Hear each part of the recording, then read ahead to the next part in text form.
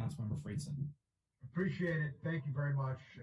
Appreciate you joining us today and for the discussion. And I did want to note, as has been noted, that we are in an unprecedented situation. And I think we all recognize that there are impossible choices that have to be made on a daily basis. And, certainly the school system has faced those, like individual families have had to make impossible choices. The school system, those choices are magnified by 160,000 or more if you include staff. So certainly recognize that, but I do think that it's why communication is so key to build and keep trust in the community, in the staff, and I do think we need to do better when it comes to communication. I think as a school system, I think as county government, I think all of us have not communicated what we're doing, why we're doing it, what we're changing, and why we're changing it nearly as well as we need to. And so I just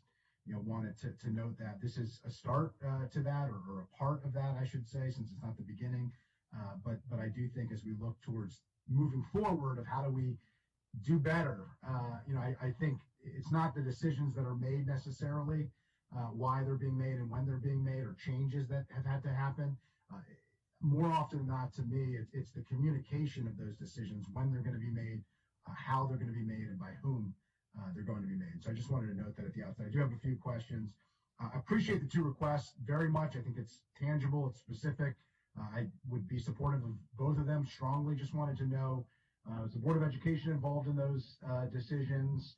Has the county executive been notified, and have those requests gone to the executive branch? Because at my view, those are really operational questions, executive branch type requests, and not funding or legislative, although they might come with capacity and funding requests from us at some point. So just wanted to know if and when the executive branch has been or will be notified, and what, if any, response has been received. I can respond to that. Yes, we have talked to County Executive Mark Eldridge about contact tracing several times. And, it continues to fall on the school system for the most part, but this has been one of the primary concerns of our principals and the administrative staff in all of our buildings. So yes, we have done that. With regard to the number of tests, we think that it's very important that we specifically add our pre-K students to our testing regime. And therefore, we've decided that we need to come up with a better system for ensuring that no one is transmitting in our schools. And that's what this is about. If we can get more tests, we can do that. Great. Well, I appreciate it. It would be helpful, I think, for us as a council to know the formal response from the county executive on those requests. It sounds like there is fairly broad support, at least from those who have spoken thus far on these requests. So I assume that'll be fleshed out a little bit more tomorrow. So I'll hold off on going further on that, but just wanted to note that. The dashboard that the school system had, which I think is very helpful. I know that there have been changes of how the dashboard is going to be used and what we're basing this off of. But I think if we're going to have a dashboard, it is absolutely essential that it be updated on a regular basis. And so there have been concerns raised about that. Just wanted to know if there are any operational improvements or changes for residents to expect to make sure that any dashboard that's being provided, both we know what it's being used for and that it's being updated on a regular basis. Yes, sharing of information. Thank you for that question. Sharing of information with our families is really important. And most importantly, knowing that those who are making decisions about or making recommendations about what we do as schools are involved in that. I will ask Mr. DeAndrea to address your specific question around the functionality of the dashboard and its use, given the fact that we're looking at many different sources of data now as a school system. Mr. DeAndrea? Thank you, Dr. McKnight, and good morning, Councilmember Friedson.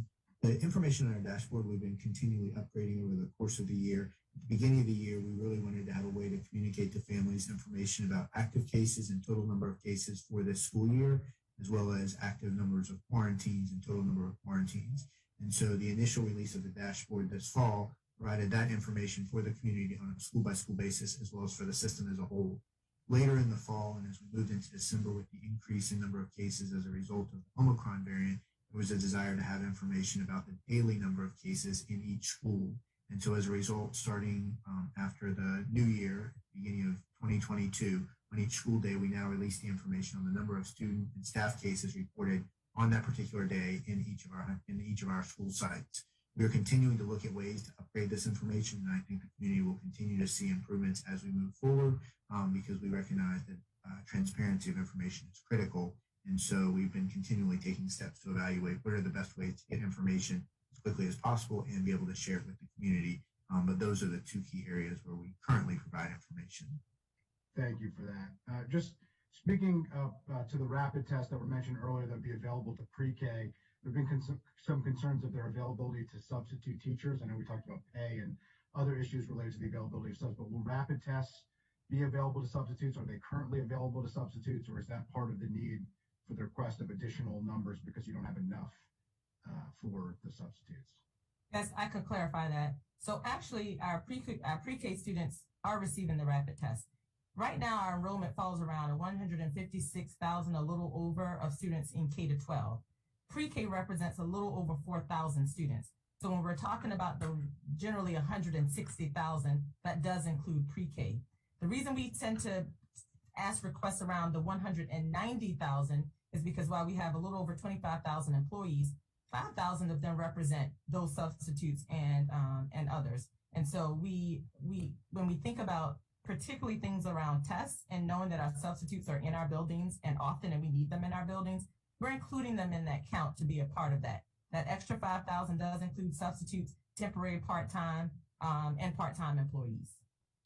Appreciate that. Just last question here for today. There were new guidelines issued on Friday for local school systems and child care by the Department of Health, the County Department of Health, related to the quarantine guidelines for exposures, et cetera. They were updated over the weekend. I just wanted to know there had been some confusion among the public and in the press of whether or not MCPS would be following those or whether MCPS would be issuing new guidance based off of or new standards based off of those guidelines. I just wanted to see if we could get clarity on that. Thank you. I did see a familiar face, Dr. Bridges, who just appeared on the screen. So, of course, as you mentioned, this was very recent information that has come over the weekend. I'm sure that's planned for our pending conversation that we have coming up in terms of translation of the school system. Dr. Bridges, I did see you appear. I didn't know if you wanted to comment, sir. Sure, Dr. McKnight, thank you, and good morning, council members sitting as Board of Health. Yes, we will continue to work with our MCPS partners to review and discuss the guidelines as recently indicated by CDC or revised by CDC, as well as the Maryland State Department of Education and the Maryland Department of Health. I was just advised this morning that they too updated some additional recommendations and or guidance, and we will continue to have those discussions. Councilmember Friedson, I have some additional information regarding child care providers because I know that there were some additional questions of his application and how it would apply to those settings for children who are 5 and younger. And so I will address those during our update. But the answer is yes, we will continue to have those conversations and look at those better practices to keep our students safe. Appreciate it. And thank you. And I do just think that there's a tremendous amount of confusion of who's responsible for what. What is the County Department of Health? What is the State Department of Health? You know, what is the school system? What is the county council? What is the executive? And I do think we all need to do a better job of figuring out how we better communicate, you know, who's making what decisions, when and how to the public. I think it would really provide a greater sense of understanding and a little less stress for families who are already experiencing too much. So thank you very much. I'll yield back to you, Mr. President. Thank you, Councilmember Friedson. I want to apologize to the people who are waiting for the public hearing that was slated to start about 10 minutes ago. We are almost done, I promise. We have 2 more colleagues that are going to speak briefly regarding MCPS issues, and then we will begin the public hearing. Council Vice President Glass. Thank you, Mr. President. President Wolf and Dr. McKnight, thank you and your colleagues for joining us this morning. This has not been an easy period for you, for MCPS, for our teachers, our parents, and most of all, our students. We have to remember what this is all about, and it is to ensure that every child receives the best education possible. And we know that the best education is achieved inside a classroom, which is why we are doing everything that we can to keep our school community safe. And we have to keep everybody safe so that we can continue educating our kids. And we can and must do both. They're not mutually exclusive. They're tough. And that's what this conversation is about. But we have to do both. Dr. McKnight, I personally want to extend my support for your request to provide MCPS with the rapid tests that you need to ensure that our children have what they need to keep them in the classrooms, to keep them safe, to keep teachers safe, to keep their families safe. And I think that that should be among the highest priority uses for the rapid tests that we have. We also need greater flexibility from Governor Hogan, as has been noted, especially in our ability to have opt-out testing at school.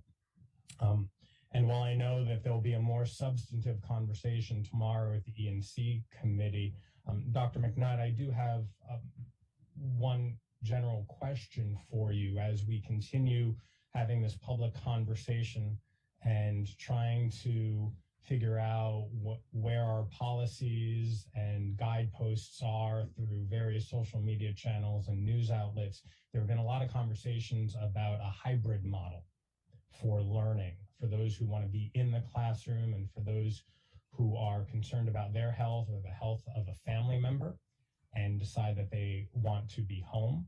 And so I'm curious if we at MCPS have the capability to have a hybrid model for those who want it. Thank you, Councilman Vice President Glass. The answer is yes. The immediate need was to be able to provide flexibility to families who are in that situation right now. And so since we've had the experience of over a year being able to provide hybrid virtual options of learning to students, then we know exactly what we can provide and what we can provide of quality to students at different grade levels. We can't compare apples to oranges. Elementary students need what they need. Now secondary students need what they need, and it's not always the exact same. So the plan that we presented to the Board of Education on Thursday provided that option for those families who are uncomfortable right now in coming to school, they can use that virtual format. In terms of hybrid, that's exactly what we did in the spring. So we had a lot of time to learn from last March until June. That's what we did. We ran a hybrid system. And this year we actually came forward sharing as a part of our contingency plan exactly what that hybrid system would be. It may be beneficial for us to get into the details of that, just to remind our community of exactly the components of that hybrid program, because who knows? I mean, if something happens and we have to move to that option, we want our community to be informed and to know exactly what to expect.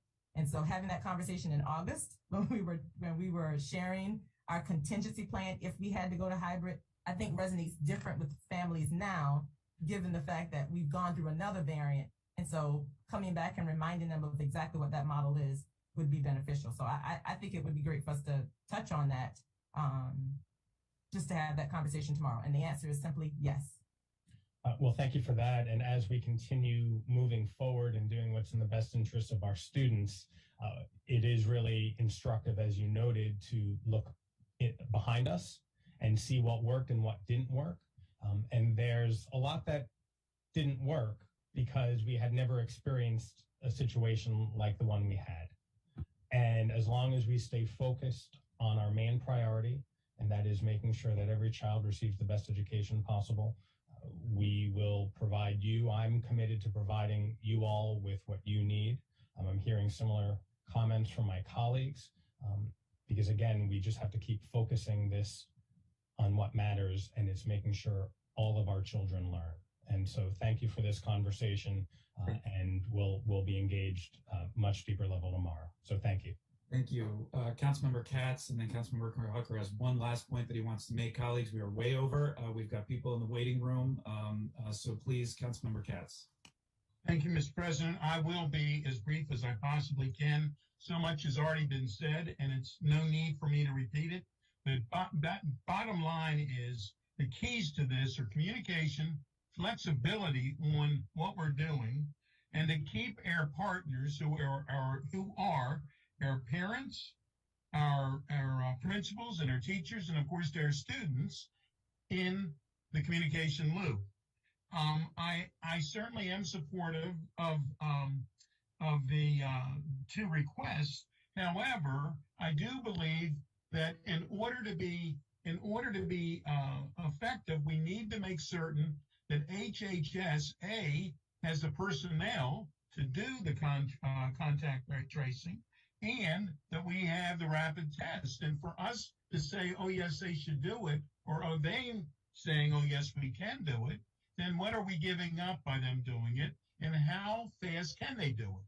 All of this needs to be done in conjunction with each other. I keep saying this is a puzzle that has got to fit together, and part of the problem is the puzzle at this point has not fit together as good as it should.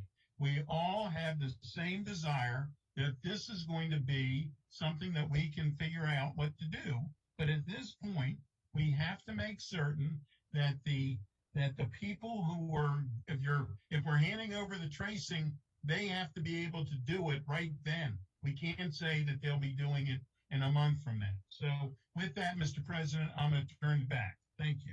Thank you, Councilmember Hatch. Councilmember Harker had one point he wanted to make.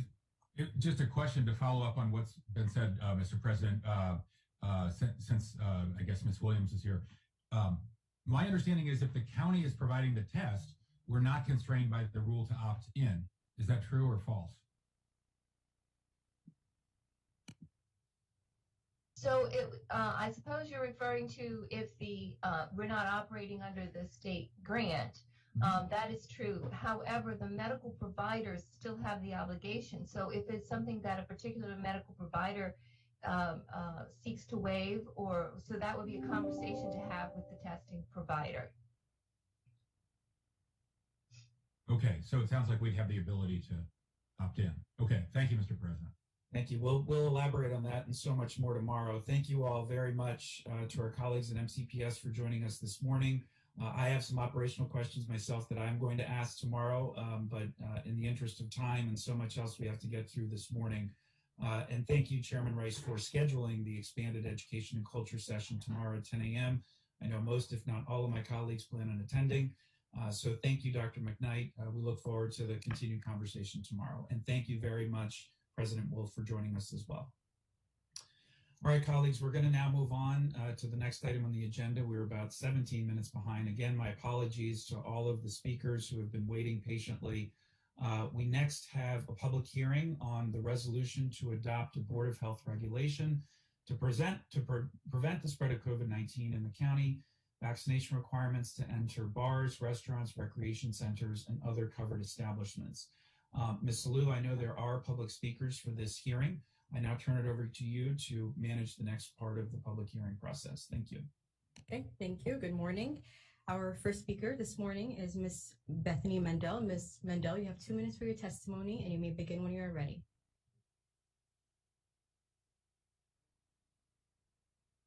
Thank you. So everyone here is going to tell you why this is bad for businesses and for residents. I'm here to tell you why this is bad for you as politicians. This is going to be the end of your cushy government bureaucratic careers. Here's the thing. The seats for this council are up for a primary vote in June. That's the deciding election in this county. An election the only truly motivated people bother to vote in during off-election years. Unfortunately for you, you've made us care, and we've filled these speaking slots within 3 minutes of them opening. For those of you who are facing term limits, we're coming for your seats. For those of you who plan to run again, we're coming for yours. This resolution is the final straw for a number of businesses, groups, and individuals in this county who have seen you come close to destroying everything they've built. They're willing to put money behind getting a council who won't try to bankrupt them, and by extension, the county. If you're a business or individual looking to make change, contact me. And if you're interested in running for one of these seats, contact me too. We've started contacting lawyers about a legal challenge to this poorly thought out law if you pass it. The SCOTUS just knocked down the OSHA mandate. Do you want the black guy involved in national attention on this amateur attempt at lawmaking? They'll ask you, who's responsible for determining exemptions? Why require a 5-year-old to be vaccinated for an indoor playground but not require them in senior centers? It's a joke, but so are you. What's the objective here? The vaccine doesn't stop transmission. The county is already one of the most vaccinated in the country. The burden is on you to prove that this is necessary, and it's not. Get back to doing what you do best, passing meaningless statements of support for made-up holidays. Go to cut some ribbons outside shopping malls. Go talk to a disgruntled resident about sidewalks or bike lanes. Better yet, deal with the astronomical increase in crime in this county instead of putting police resources towards enforcing a vaccine mandate. Before we have a vaccine mandate version of Eric Garner. This kind of mandate is wholly inappropriate and not within your job descriptions, even if you call yourself the Board of Health. You're unskilled bureaucrats and nothing more. Stay in your lane. Thank you for your testimony, Ms. Mendel.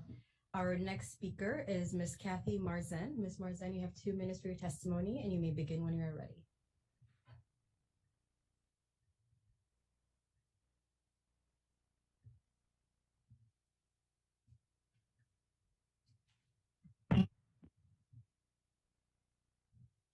Good morning. I'm a longtime resident, a mother, and an MCPS teacher, and I oppose the vaccine passport. The residents of Montgomery County have done everything you've asked in terms of preventative measures and vaccination for the past 2 years, and yet we still have experienced this latest wave. Despite our best efforts, our metrics are not better when compared to nearby counties that have been less restricted. In fact, our case numbers are worse. You told us restrictions would lift when we reached 80% vaccinated.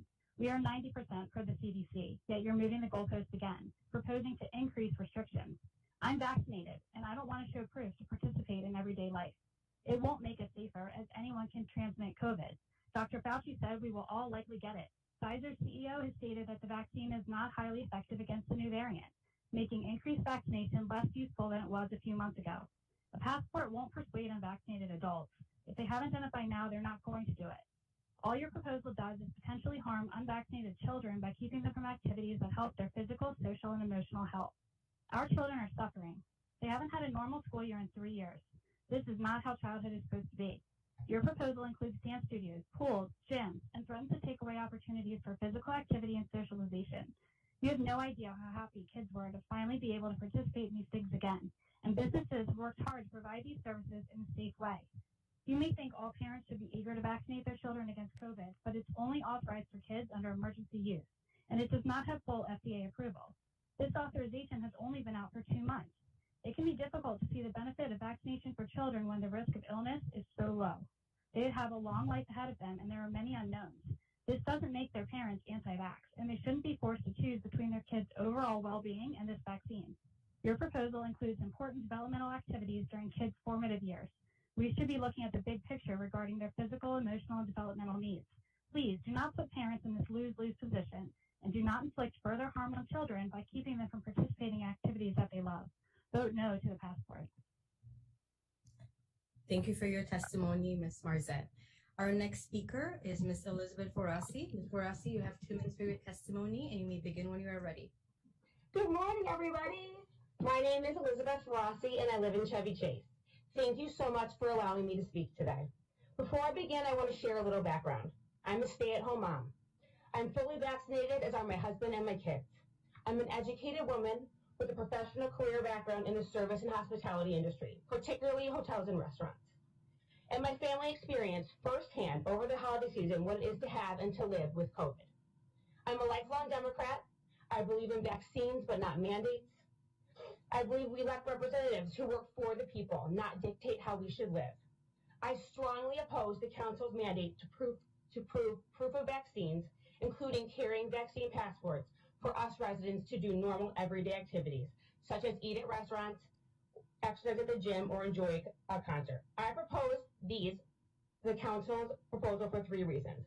First, the council is ignoring the impact of the mental health on our children. I do not want to live in a world where my children are nervous or scared to enter a restaurant because they may not have the correct paperwork. I see every day as a mom and an active community volunteer how COVID and our response to it has harmed our children, and I do get a little emotional about it. Kids today are already on edge and traumatized by the vaccinating school. We should not seek to add any more stress on our future stars just because they or their parents happen to forget their vaccine card on the counter. Kids today are already confused and don't understand why masks are required in Maryland, and their friends and family in Virginia don't need to wear them. We must do better for our children.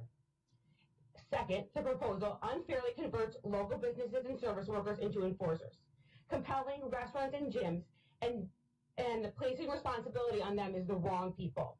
Asking, for example, an 18-year-old hostess making minimum wage to look at a picture on the patron's phone, or a server whose English might not be their first language and may be intimidated by official paperwork, it's just not right or fair to put these hardworking people who have already suffered during COVID in that position. And finally, the proposal ignores our privacy and protected health information. Federal law protects vaccination information and recognizes it to be among the most private and sensitive health information an individual has. Community members should not be compelled to share their most sensitive health information. Yes. I'm sorry, your time is up, ma'am. I totally understand, but you guys are also running a little late. I'm sorry, there are other speakers in line. Have to move on. The council will consider your full written testimony. Thank you for your testimony, ma'am. Our next speaker is Mr. Jason Nuringer. Mr. Nuringer, you have 2 minutes for your testimony, and you may begin when you are ready. Thank you very much. Before I begin, I would ask that the County Council pay attention to the speakers. I noticed Will Jawando, Craig Royce, and Sydney Katz were not focusing on the past 3 speakers. Instead, were looking down at their phones. Now, it is clear that no one in this council gets out much. It's clear that no one in this council knows or even cares about the people of Montgomery County. Because if you did, you would know that people are hurting. You walk into a Giant, you see empty shelves. You walk into a restaurant, you see regular items missing from menus. You walk into a McDonald's and you pay $6.50 for a Happy Meal that costs $4.50 in neighboring Fairfax County. And now you want to put salt on the wound of a problem that you caused. You want to force a vaccine passport on people. A passport where there is not a single shred of evidence that this will stop a single infection. Not one. It will not stop one death. It will not stop one hospitalization. You referenced New York, Philadelphia, Chicago in your cases to enact this passport, but all these locales have experienced an explosion of cases despite strict protocols. And how long is this going to last? 2 weeks? 2 years? 2 decades? Before you tell us this is temporary, we've been temporarily wearing masks for 2 years, so spare us. Now, it's clear you made up your minds, and you're clearly not listening to us. So instead of listening to your irrational and incompetent, instead of listening to this irrationality and incompetence, I'm taking my case to the Montgomery County people. And I ask anyone listening anyone listening who sees the rationale in this to vote out any councilman who votes for this. How much longer do we have to suffer under this incompetent council? And by the way, you gave a public forum for this and only listened to 20 people? Try listening to 20,000 people. I think you'll be unpleasantly surprised. This is just more proof that this council doesn't care and is too arrogant to listen to the people. Vote for this and get voted out. Thank you. Thank you for your testimony. Our next speaker is Ms. Katia Basil. Ms. Basil, you have 2 minutes for your testimony, and you may begin when you're ready. We can't hear you, ma'am. Unmute. Thank you, council members, for allowing me to share my testimony today. This weekend, my fully vaccinated husband and myself made the difficult decision to leave Montgomery County 3 years after moving here. We do this with a heavy heart. For a time, we loved living here. We loved the parks, the restaurant, and the people. Montgomery County is a diverse, accepting community where people love their neighbors regardless of their political affiliation, ethnic background, or personal medical decisions, and that's a beautiful thing.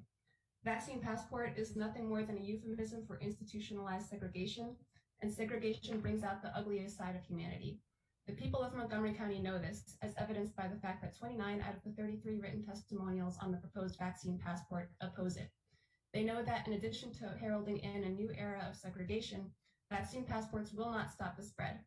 As many have pointed out, they failed to slow the spread in every major city where they've been implemented, from New York to Paris.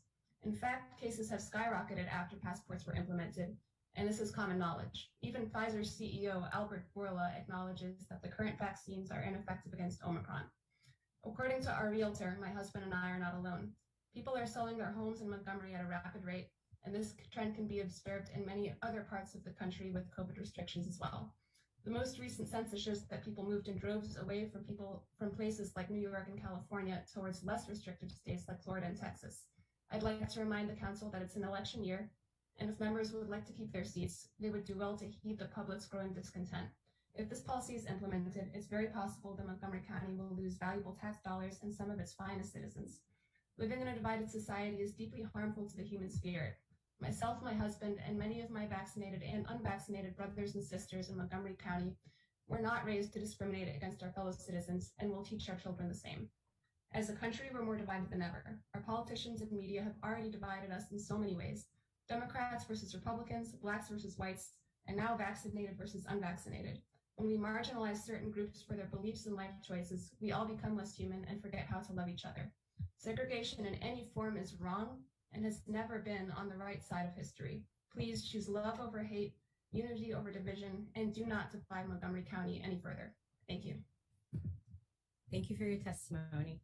Our next speaker is Mr. Len Lieber. Mr. Lieber, you have 2 minutes for your testimony, and you may begin when you are ready.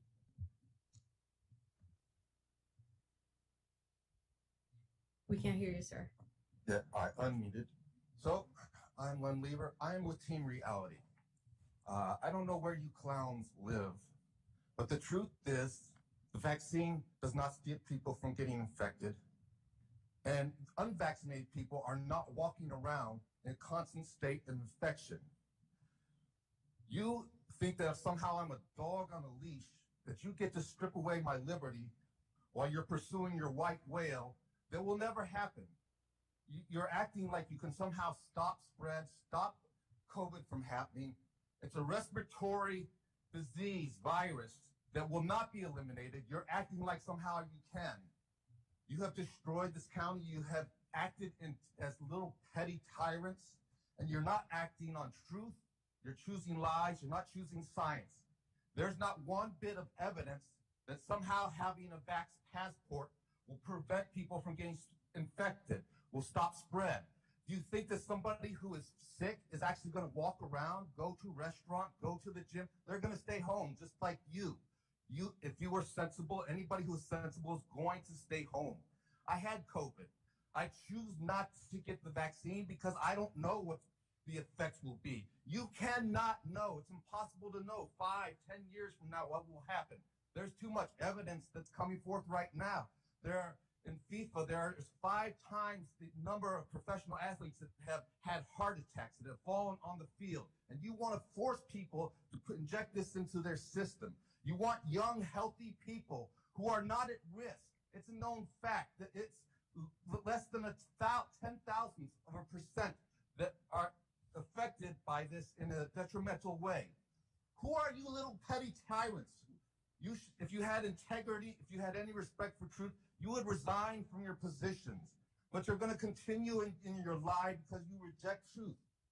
I don't know what is the matter with you people, why you think you have a right to do this. You're not going to stop anything from happening. Healthy people are going to go around and continue to be healthy and not spread it. Unhealthy people will stay home. We've already seen Elrich has already triple shot, got infected. Did he stay home exactly at the moment that he Mr. Lieber? Mr. Lieber, I'm sorry, your time is up, sir. Thank you for your testimony. Our next speaker is Ms. Nicole Eckenrode. Ms. Eckenrode, you have 2 minutes for your testimony, and you may begin when you are ready. Good morning. My name is Nicole Eckenrode, and my husband and I have owned Team Eckenrode Gym and Fitness in Kensington for 9 years. I'm here today to talk about the vaccine passport from a small business perspective.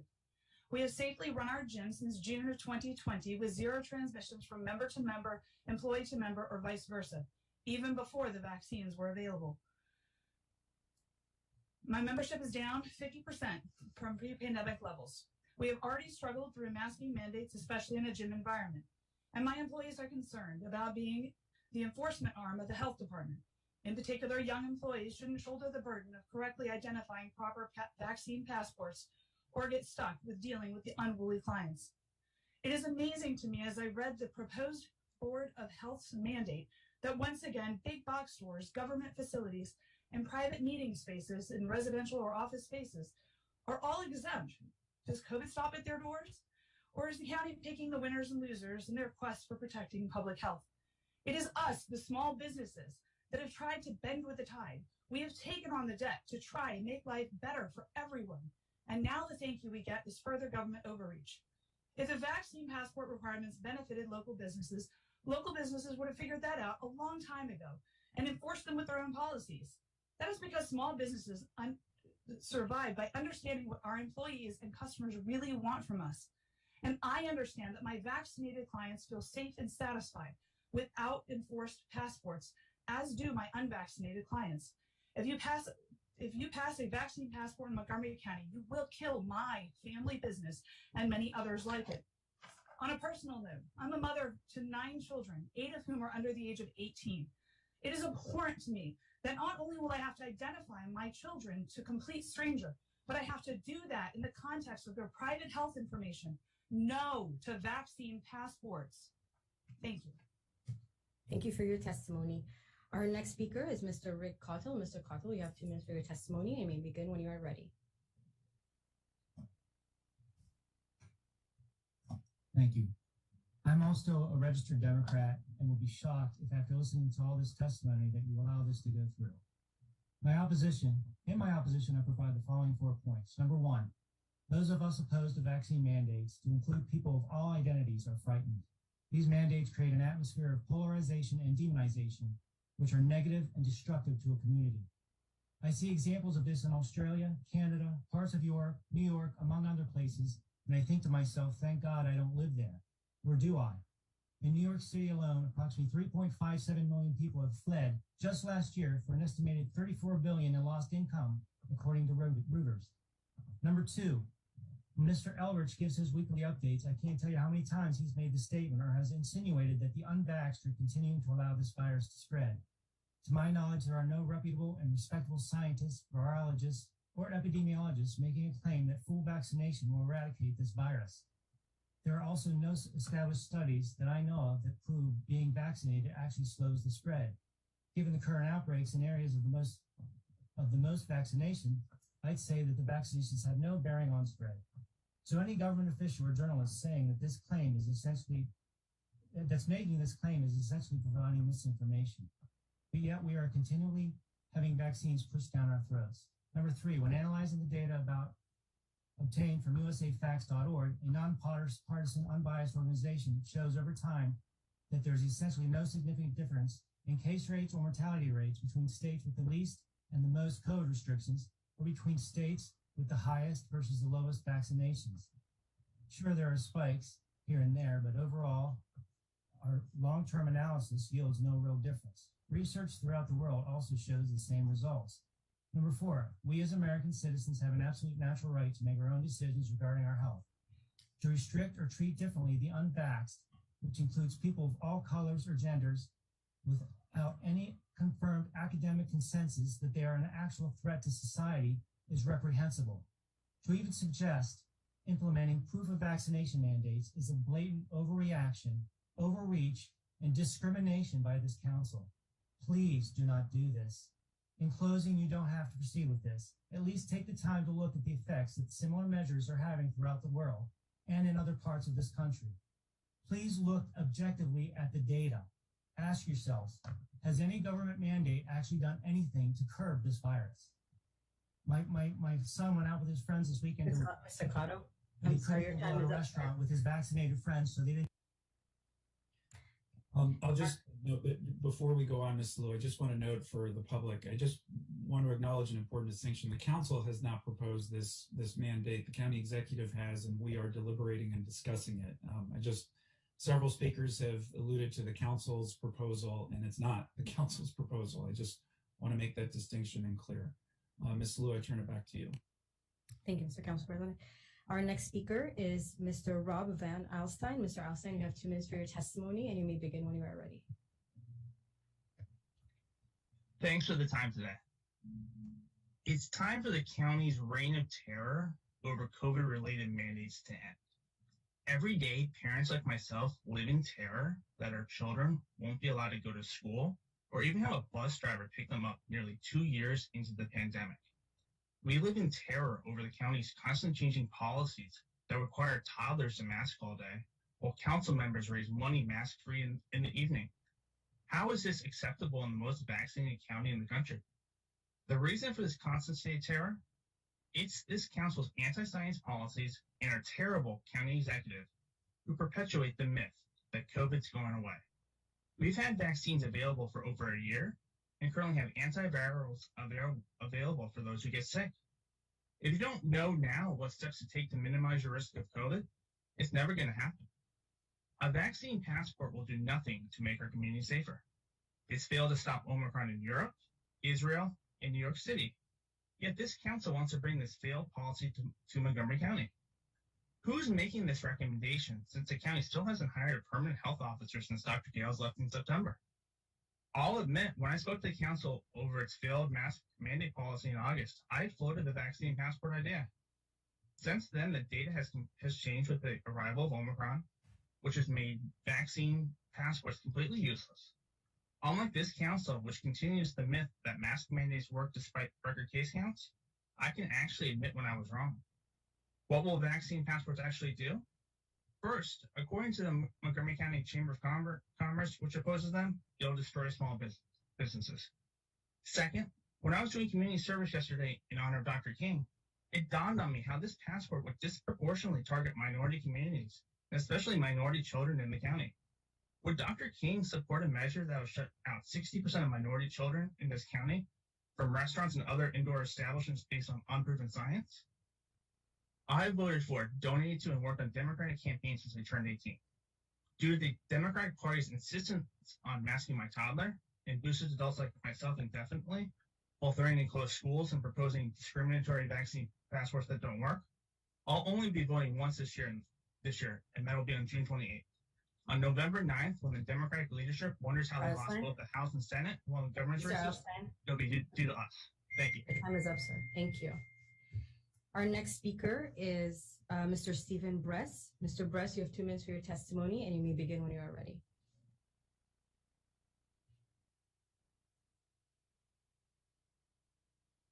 You need to unmute, sir. We can't hear you. That better? Yes. Okay. Thank you, council members, for allowing me to speak. My name is Steve Bress, and I've been a resident of Montgomery County for almost 60 years and a registered Democrat for more than 40. In the past, I voted for some of you. Well, now it's time to talk about tomorrow. Montgomery County's vision statement talks about the county as being an affordable and welcoming community, as well as having a growing economy. The county prides itself on being inclusive and welcoming. A more equitable and inclusive Montgomery County starts out the statement. If implemented, vaccine passports would be the opposite of this. They would be divisive and exclusionary and encourage people to shop and spend time outside of the county in order to meet the needs and goals of their families. You might think that the risks of COVID outweigh the county's vision statements. Well, if the stated values are so weak that they may be changed for even perceived short-term gain, they're not values. They're simply statements for pandering to the constituents. If these are actually core values, now is the time to use them and find ways to protect our community that align with these noble values. So there has been some talk about health authorities. I would like to offer a few quotes. Dr. Fauci in November of 2020, before the rollout of the vaccines, these vaccines won't prevent infection, but will prevent severe illness and death. Dr. Fauci again testifying to Congress January 11, 2022, Omicron, with its extraordinary, unprecedented degree of efficiency of transmissibility, will ultimately find just about everyone. More importantly, a recent CNN interview with Dr. Rochelle Walensky, the interviewer asks, especially if there's a breakthrough case, you get COVID, you're fully vaccinated, but you're totally asymptomatic. You could still pass on the virus to someone else. Is that right? Dr. Walensky answers, that's exactly right. These and studies that back up these statements show that all residents are equal in their ability to catch and transmit the virus. As such, there's no valid reason to implement a vaccine passport. Thank you. Thank you for your testimony. Our next speaker is Mr. Matt Lieber. Mr. Lieber, you have 2 minutes for your testimony, and you may begin when you are ready. Councilmember Albanos, rest of the council, thank you for your time. Obviously, I'm not a new face for you guys, and I'm not going to rehash things that I've already said. Just want to attack this as a comment about a flawed policy. it's already been brought up. This same policy has been implemented in many other cities with the intent of driving vaccination rates. If you look at their data, it never did drive those vaccination rates. We're also way more vaccinated than any of those jurisdictions that are ready. So I'm not really sure what the goal of this policy is. We're already way more vaccinated than most places. So it's not going to drive more vaccination. Somebody already said this, that last 5% that's not vaccinated, this isn't going to change their mind. I also want to attack this from a logistics standpoint. It's a flawed implementation policy for several reasons. One, as already stated, you're putting this onus on small businesses that have already taken this pandemic on the chin. I would have to hire additional staff to implement this passport check, and I can't give jobs away right now. Like, I've had jobs listed for 6 months and we can't fill them. So I'm not sure who we're supposed to do to put in front of the door to make sure we can check these. And then majority of our business is under the age of 18, many of which don't have identification. So how am I supposed to even verify these passports? They can give me a vaccine card, they'll have anyone's name on it. I have no means to actually verify that's the person. So just from an implementation standpoint, this is a flawed policy. So I ask you to not implement this. We've shown it is not effective in what the goal was for this. And to Councilman Alvarez, to your point, I do understand that this isn't your policy and you're being asked to deal with it, but I think that's a great correlation to what this policy would do to a business. It's not our policy, but we're being asked to implement it, and we're going to get the same reaction that you're getting today. And unfortunately, it's going to be an 18-year-old kid that's trying to deal with a grown adult that's screaming at them. It's just not a good idea. So thank you for your time. Thank you for your testimony.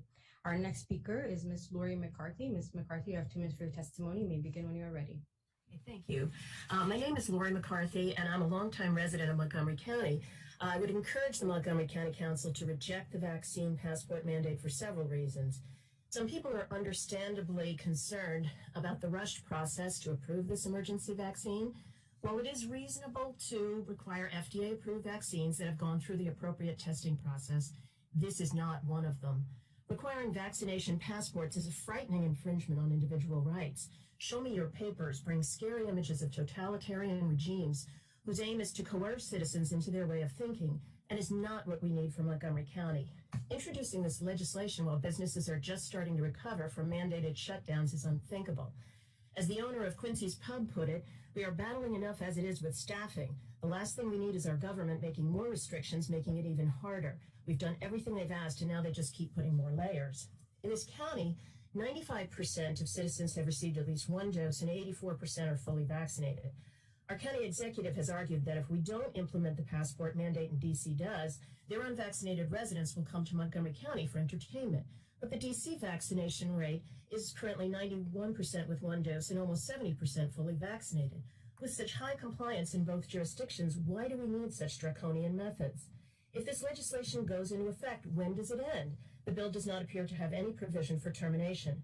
Will businesses forever have to comply with this burdensome rule?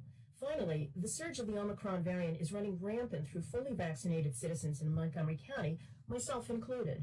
It seems that the vaccinations do not, in fact, prevent community spread of the current variant, so the timing of implementing this mandate seems absurd. Please vote no to this unnecessary and oppressive mandate. Let individual businesses set up their own policies with regard to vaccination requirements, and your citizens make their own health decisions. Thank you for your time. Thank you for your testimony. Our next speaker is Mr. Eric Heckman. Mr. Heckman, you have 2 minutes for your testimony. You may begin when you are ready. Thank you. This is not a simple matter. One size does not fit all. The Elridge proposal is rife with holes, doomed for failure unless restaurants and effective businesses buy into a program that is equitable, achievable, and does not place financial and staffing burden on already taxed industries. What has been established for training vaccine passport checkers, similar to ID inspection training for alcohol service conducted by the APS? Fake vaccine cards are readily available for a few dollars. Exempting to-go customers and delivery drivers makes no sense. Many restaurants have 30 or more third-party drivers entering the facility daily, interacting with staff and guests. They use bathrooms. Starbucks, that may have several hundred customers a day, is a COVID spread waiting to happen. Where is the science? Has the council found grant money from state COVID funds to support staff, equipment, and payroll? The vaccine passport process will add to already stressed business. Even at minimum wage, a vaccine checker will cost $5,000 a month plus employee share of taxes. I urge council members, and especially council executive candidates Reamer, Hucker, Elrich, and Blair, to stand outside Caddy's, my restaurant, in 30-degree weather for 6 hours verifying the vaccine cards. We will provide standard security guard wage and a meal. Or are you suggesting, like the silly DC plan, that diners be checked after being seated and have the chance to infect staff and other diners? The council must design a well-thought-out process.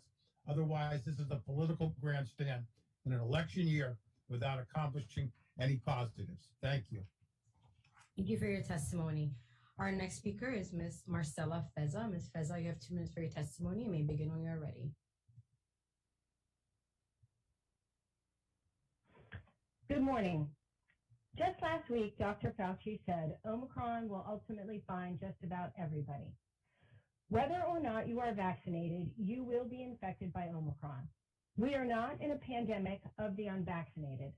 Unvaccinated people are not the threat. The virus is the threat. With no sunset clause, this resolution creates a perpetual underclass of people, legalizes discrimination against them, and promotes the stigmatizing and othering of them.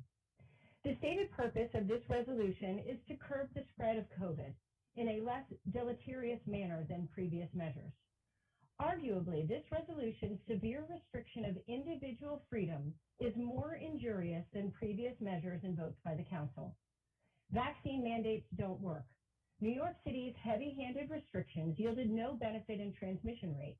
Since implementation of its mandate in August 2021, New York City's daily case rates have mirrored those of Montgomery County, and yet we did not have a mandate.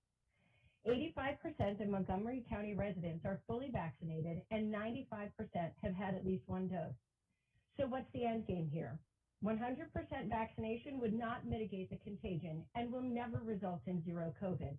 There is a personal benefit of vaccination because it reduces severity for the individual. But the public health benefit is minimal as it does not reduce chances of catching or transmitting the disease. Whether or not to get the vaccine should be a personal decision made with one's doctor, not by politicians who can't possibly know what is best for each individual.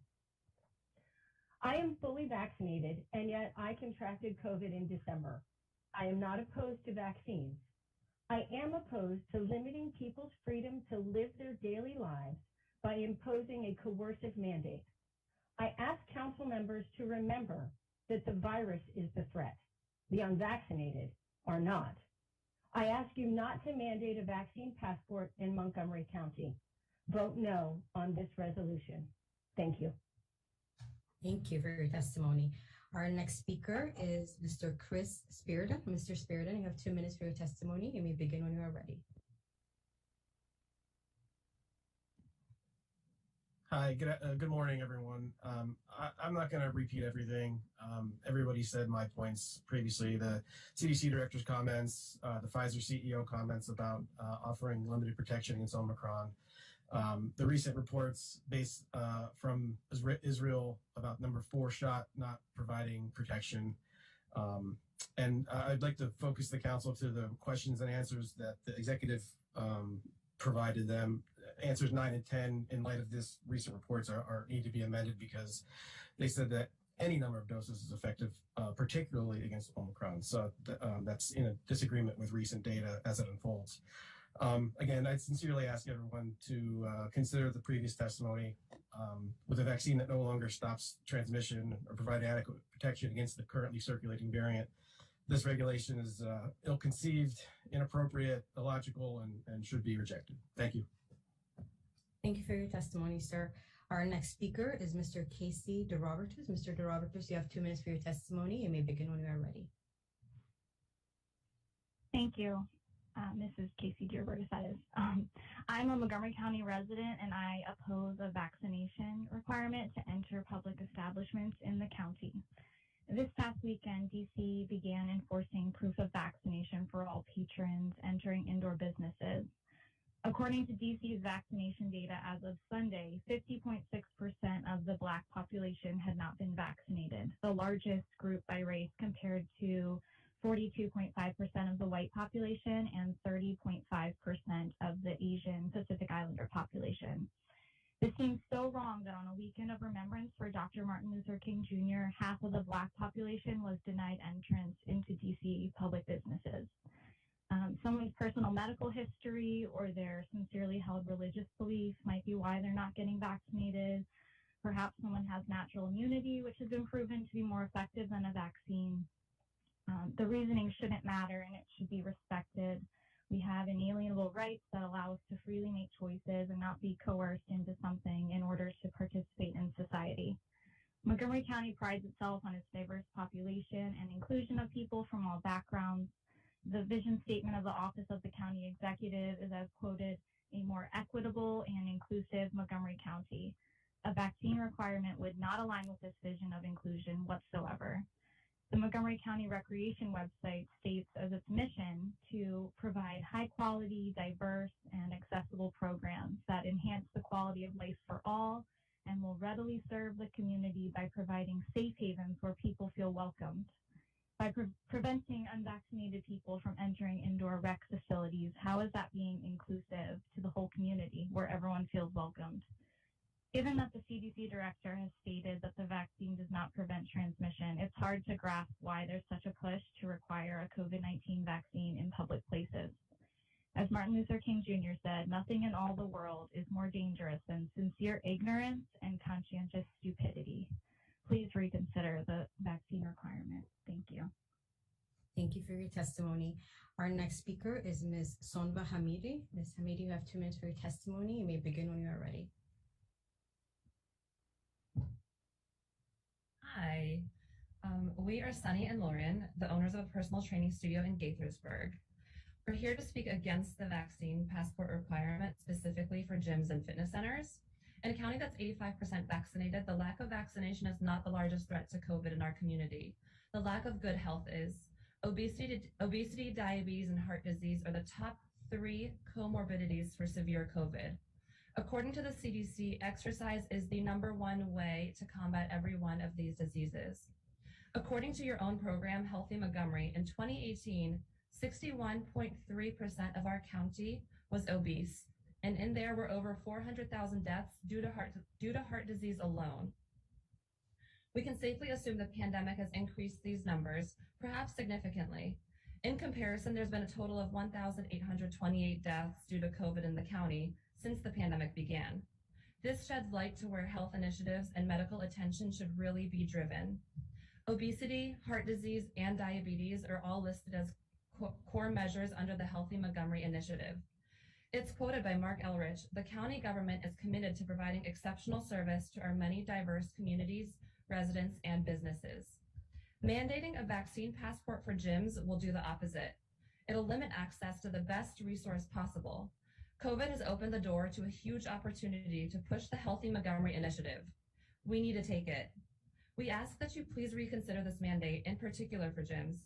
We ask that instead of restricting access to 15% of the community, you educate the community on the importance of health and regular exercise. Encourage utilizing gym facilities as a way to avoid severe COVID. This is exactly what the Healthy Montgomery initiative appears to set out to do. Be the leaders, not only in the fight against COVID, but also in leading to your Montgomery County overall. We ask that you recognize that gyms and fitness centers are part of the solution and not the problem. Thank you. Thank you for your testimony. Our next speaker is Ms. Elizabeth Camporo. Mrs. Camporo, you have 2 minutes for your testimony, and you may begin when you are ready. Good morning, council members. Thank you for having this hearing today. I've been a citizen of Montgomery County for 35 years now, and I have a vested interest, as do you, in the county's vitality and robust health on all levels.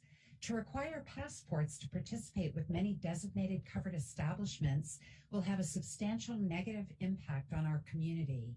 Businesses will leave, residents will move, and some residents who stay in Montgomery County will go to neighboring counties to conduct their business. Whether it's businesses closing, residents moving, or doing business elsewhere, a decided blow to the tax base is inevitable. Furthermore, the possibility of potential new businesses would be eliminated. All of this translates into significant economic decline with no foreseeable growth. We want to keep our county financially healthy.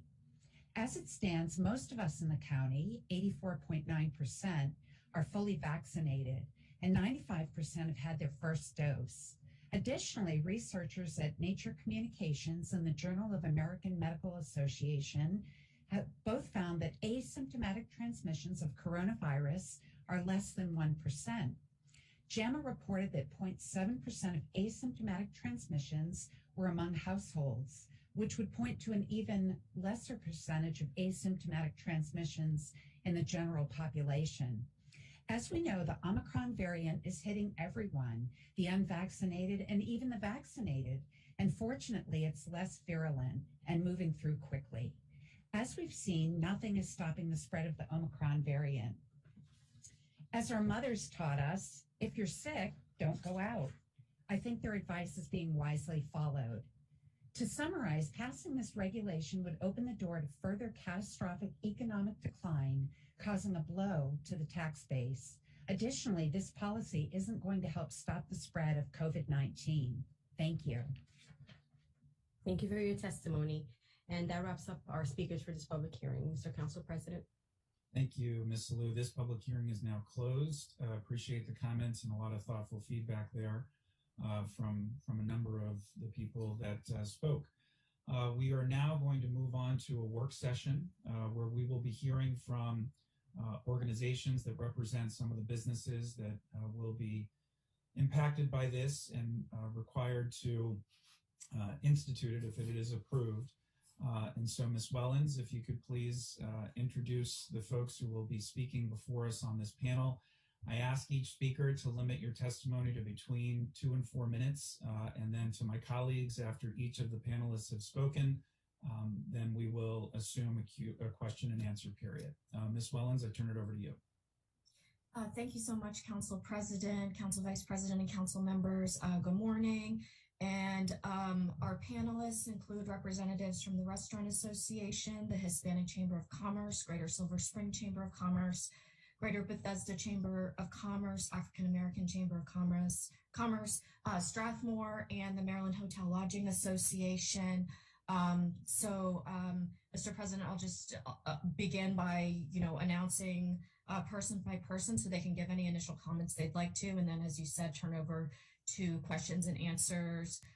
Also just wanted to note, I'm not sure if it's been noted that next week, the staff packet indicates a vote tentatively scheduled for next week on this, but in fact, there will be another public hearing due to the high interest of the public in speaking to this matter.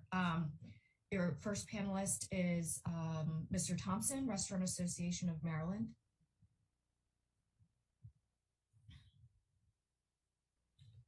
Thank you very much, and I appreciate the opportunity to speak today. I'm Elvin Thompson, representing the Restaurant Association of Maryland. And with the devastating impact of the COVID shutdowns and restrictions on the food service industry during the early days of the pandemic, we hope the county officials continue to avoid reimposing capacity limits and restrictions because many in our industry simply cannot withstand it again. We want to keep our employees working and provide safe environments for our staff and customers. However, we also need to ensure that indoor dining customers are not subjected to overly onerous proof of vaccination requirements and related service delays that could cause some to avoid indoor dining altogether. We've received mixed feedback from our county restaurant members about the proposed requirement, and there are many questions that remain unanswered about the details. If the Board of Health intends to adopt such a requirement, we would request that industry feedback and concerns be addressed to make such a requirement more workable for our industry and the customers that we serve. And we also request that any metrics for lifting such a requirement be clearly specified in the regulation. It cannot be in effect indefinitely, and we leave it to the county health officials or the Board of Health to decide which metrics will be used, but it should be specified. And also, given the differences in operations among the various segments of our industry and related staffing needs, businesses should be allowed the flexibility of determining the point at which vaccination proof is verified. Businesses that can have a host at the entrance can verify there. Businesses without such host stations may verify at the table or at the ordering counter, and it could also vary depending upon circumstances and staffing. And on a related note, some of our restaurants have also asked whether the county can provide assistance to businesses to help cover the costs of any additional staff that might be needed to enforce such a requirement. And there's also some concern about the medical and religious exemptions. If proof of COVID test that is negative is required for customers entitled to such an accommodation, that too should be clearly stated in the regulation. However, our businesses should not be required to request documentation from those customers because that could result in unnecessary confrontation. And restaurants that serve young families with young children have also expressed concerns about proof of vaccination requirements applying to children under age 12. The District of Columbia's requirement doesn't apply to children under age 12, and Baltimore City officials have no plans to include children under age 12 in the requirements that they are currently drafting. And during the introduction of this regulation, there was some council discussion about boosters. Until COVID vaccine boosters are included in the CDC's definition of fully vaccinated, boosters should not be part of the proof of vaccination requirement here. And DC does not include it in their requirement, and Baltimore has no plans to do so. And also, because implementing the proof of vaccination regulation requires more planning and training and notice and related guidance, we would request that businesses be given at least 2 weeks to prepare for it before it takes effect. And also, any related compliance guidance that is subsequently issued by the county regarding such requirement should not establish any additional requirements that were not authorized in the Board of Health regulation. And there's also a requirement in the proposal regarding signage and entry for those coming into such businesses. There are exemptions from the vaccine entry requirement, but we believe that those exemptions should also be included on the signage.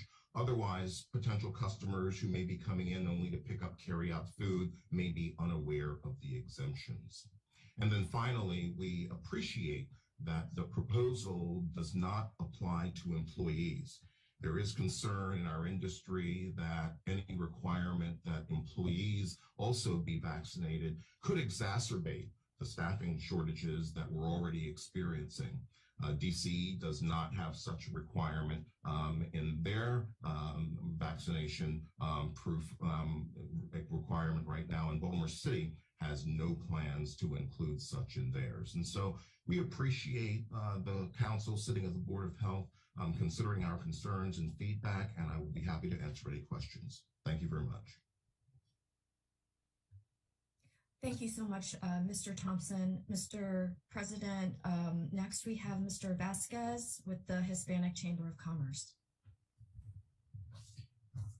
Good morning, Council President Albornoz and members of the County Council. I am Mauricio Vasquez, Director of Programs of the Hispanic Chamber of Commerce of Montgomery County.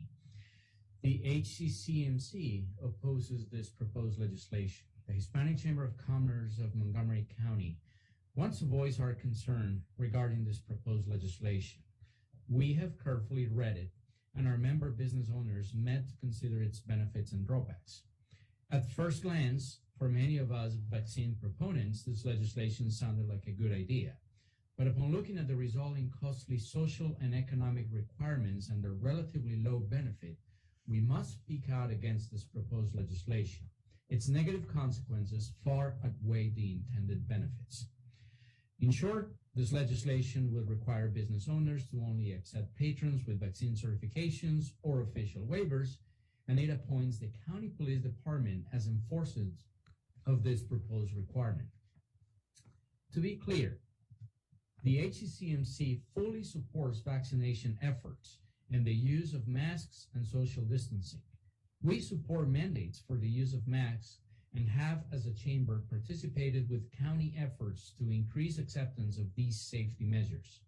However, having read the proposed legislation, we strongly believe that insufficient thought has been given to the potential and likely negative financial and social impact of the proposed measures and the negligible positive impact of its enactment.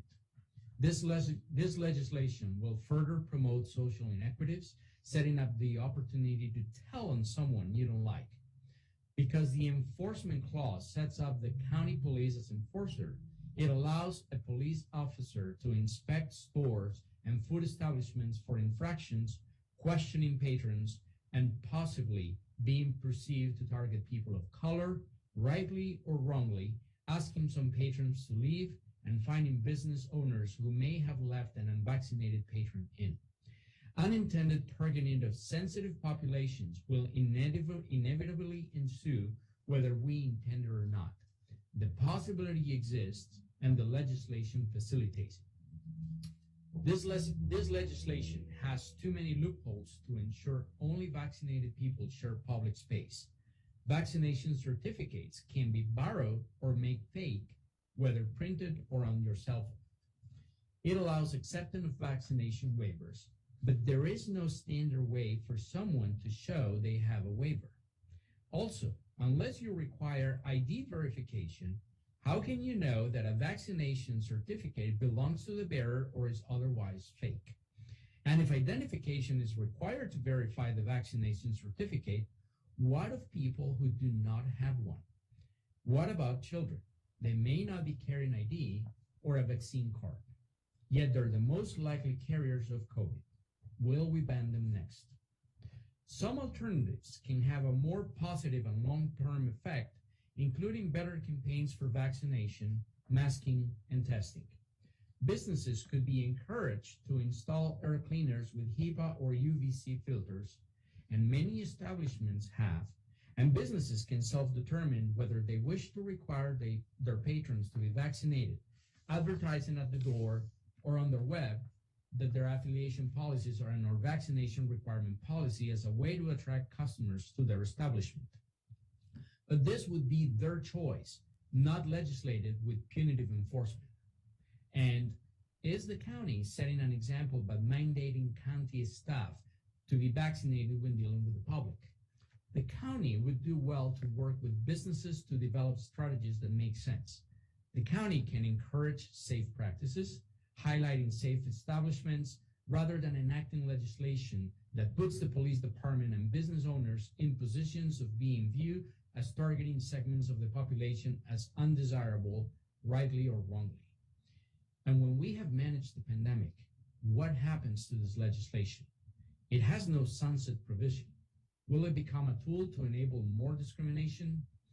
As for the argument of managing understaffed hospital facilities, according to recent reports, vaccine compliance in the county is actually very high, and our hospitals report that they're not facing the huge challenges of overwhelm that other areas in the U.S. are reporting. While hospital staff shortages do exist, our hospitals report a plateau in emergency room traffic and admissions, with a likely decline over the next few months.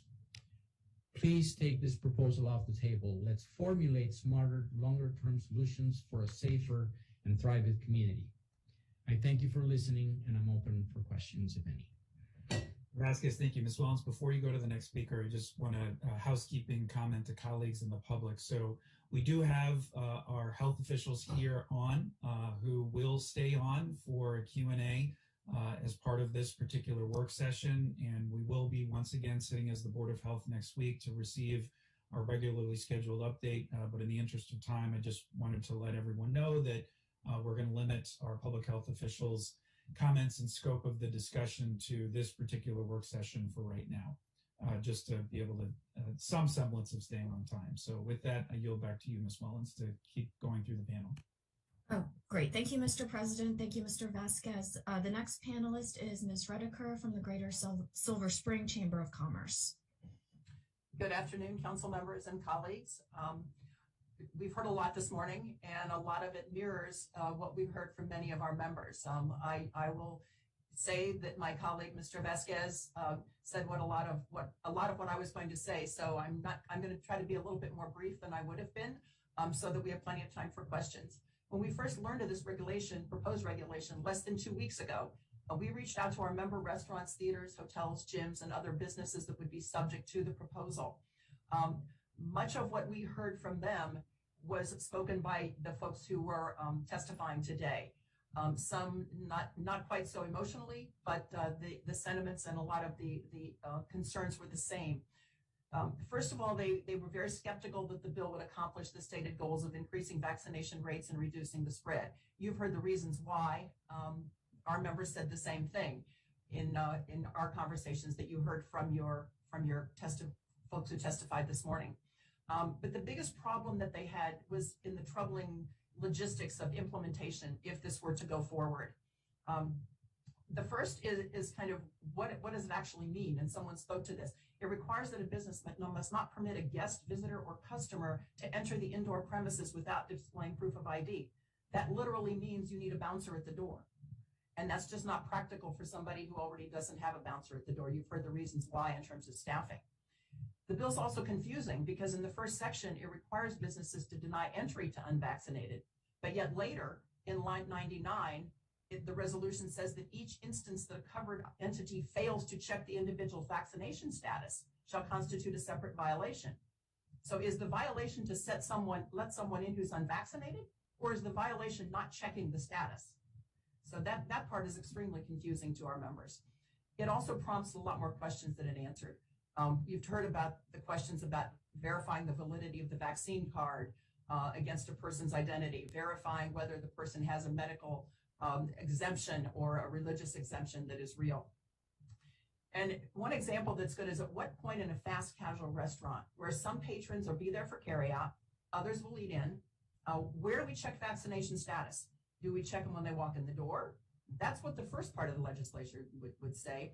Or does the person who's taking the order check it, which is problematic, or do we check it when they pay? Because you don't know when the person's walking in the door, are you eating in or carrying out if you're a fast casual restaurant? One of our movie theaters, and by the way, one of our movie theater members has this in place and has not had any problems with it. But the other one, which is part of a national chain that does not require proof of vaccination, raised another challenge. A lot of their patrons buy their tickets on Fandango. Fandango doesn't have a place where they can announce that you have to have your vaccine card when you walk in to see your film. So the patron buys the ticket on Fandango, goes to the theater, learns of the requirement, and is turned away, but wants a refund. But the theater can't make the refund because the ticket wasn't even repurchased through the theater. So those implementation problems create some untenable issues for some people. Both of our theater members asked about the validity of exempting individuals for a quick and limited purpose. What about those who enter the theater just to browse before deciding whether a movie, or to pick up tickets for a movie that they're going to later, or pick up a program, or visit the concession stand, or visit the bathroom, but they're not going to stay? So at what point and how do they determine, how long this person's going to stay and how they're going to manage the implementation? The phased-in approach, also requiring various levels of vaccination at different times for different ages, just makes implementation way too complicated. For, as someone suggested, the 18-year-old hostess at a restaurant or the people who are checking in. If it's going to change, first time it's one shot, then it's two shots, then it's whatever, then it's adding the different age groups. It was just, the way it's written is just too complicated. It's also confusing on violations and penalties. The provision that states each instance that an entity fails to check an individual's vaccination status shall constitute a separate violation. Does this mean for each individual in a party? If so, what are the penalties? We don't think there should be any if this is really an encouragement educational effort. And how is it verified? Is it just the word of the complainant? And what does the patron or the restaurant do when a patron gets into a confrontation? Who keeps the peace there? I think you already heard about that from someone. So that said, if you cast aside a lot of the concerns and move ahead with this proposal, which we hope you don't, the county has to undertake a public education program similar to what it implemented with the mask mandate. And the county needs to provide businesses the tools and the resources to enforce it. County press release is not enough. We don't have the media that we used to, so people aren't going to know about this. And to many of our members, this regulation is just, it creates more trouble and more problems, and they fear that it does little, if any, to achieve the stated goals. And I will also, in closing, I'll add that we were very anxious to help with communicating all the information through the pandemic about how people can remain safe. We encourage people to get vaccinated. We helped with educating consumers and educating and helping our restaurants when the mask mandate came in early on. And so we very much support helping the county get to a point of positive public health, but our members just don't believe that this is the road there. So thank you for your comments and for allowing me to make those comments, and I'll be happy to answer any questions you may have. Thank you so much, Ms. Redeker. The next panelist is Ms. Corin, Greater Bethesda Chamber of Commerce. Thank you so much, Ms. Wellens. I'm Ellen Corin, Chesapeake Public Strategies, but I'm here today on behalf of the Greater Bethesda Chamber as their volunteer Vice President of Economic Development and Government Affairs. We want to thank Council President Albornoz for holding this work session, and also want to thank Dr. Stoddard and Jake Weissman for working with us since the resolution was introduced. We would have liked to have been consulted prior to the introduction, but we're more than happy to talk with them now and work with them. I'm going to speak to the overall concerns that our members have expressed to us, then discuss some recommended amendments. Even with these amendments, we remain concerned about the imbalance we see between the cost of this proposal and the limited actual benefits it may produce, given our very high vaccination rate. We've coordinated our comments with the Greater Silver Spring Chamber, so we're in agreement with everything that Jane Redeker said today. We understand the desire to keep our community safe, and this is a priority for us as well. Through our Just Mask It campaign, our chamber worked hard to help businesses implement the mask mandate and encourage their patrons and workers to comply. The resolution describes the mandate as a way to avoid closing businesses or imposing capacity limits. That's one of the reasons that was given. To that statement, our members say, please don't help us. You don't understand how our businesses operate. You don't know our unique challenges. We heard businesses testify just now about their challenges with severe labor shortages, and this resolution, of course, exacerbates that problem. Today's packet includes examples of major cities that have instituted a proof of vaccine mandate. These are cities, not communities like Montgomery County. I think that issue was raised at the council last week. So, for example, we don't have bars in Montgomery County. So no one is at the door already carting people to see their driver's licenses. That can just add one more car check. That doesn't happen here. These cities also have much lower vaccination rates than Montgomery County. New York, for example, had a rate only in the 60s when they imposed the mandate, so they had much room for improvement. That's not the case in our county, where 95% of residents have at least one dose of the vaccine and about 85% have the second. There's the practical reality to consider. Our member hotels saw their businesses increased when DC passed its passport mandate and people moved their events from DC to Montgomery County. They began losing business to Virginia when people learned that our county was considering a similar law. With this resolution, the onus is on establishments to find reasonable accommodations for select unvaccinated people. How does a restaurant do this? Seat them outside in weather like we've had this week? Block off precious square footage inside just in case they show up? And how do you decide which employees you'll knowingly expose to unvaccinated patrons? Those are just some of the comments we heard from our members. And having said all that, we have several amendments to suggest. Number one, and you've heard this, I think, already, push back the implementation date. We don't believe the county will be able to provide the support and resources that businesses will need in so short a time, and the businesses need time to gear up as well. Second, rather than put the onus on the establishment for screening guests at an event, we suggest making that the responsibility of the group or person that's actually hosting the event. You may recall at the December Committee for Montgomery Breakfast that volunteers screened guests for their vaccine cards, and that worked well. And speaking of hotels, let's make it clear that the resolution doesn't apply to overnight guests. The way the resolution reads now, the hotel would be required to post people at every entrance just to check the status of any person who enters, regardless of why they are there. The Fourth Amendment would be to determine a sound way of showing a medical or religious exemption, perhaps requiring the unvaccinated person to produce a document certifying that they're exempt. And 5, please include a sunset provision in the resolution. Melvin Thompson talked about this, and we're in agreement. Please keep in mind that even with these amendments, we remain concerned about the impact of this legislation on our members as compared to what we see as a limited positive impact on the community. We look forward to continuing our discussions with the county executive and the council. Thank you so much, and I look forward to our discussion. Thank you so much, Ms. Corin. The next panelist is Ms. Freeman on behalf of the African American Chamber of Commerce.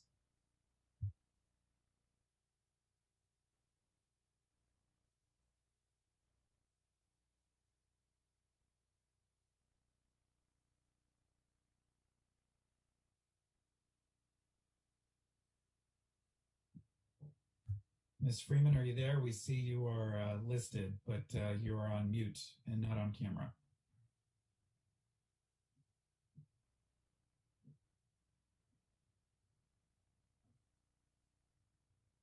Why don't we go to the next speaker, Ms. Willens, and hopefully Ms. Freeman will be able to join us in the end. Yes, thank you. The next panelist is Ms. Jeffries of the Strathmore Center. Thank you. Good afternoon.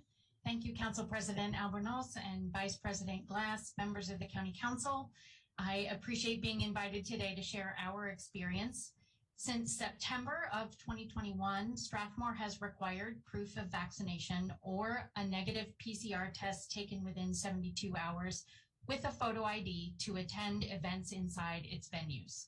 We also require it of our staff, students, and volunteers.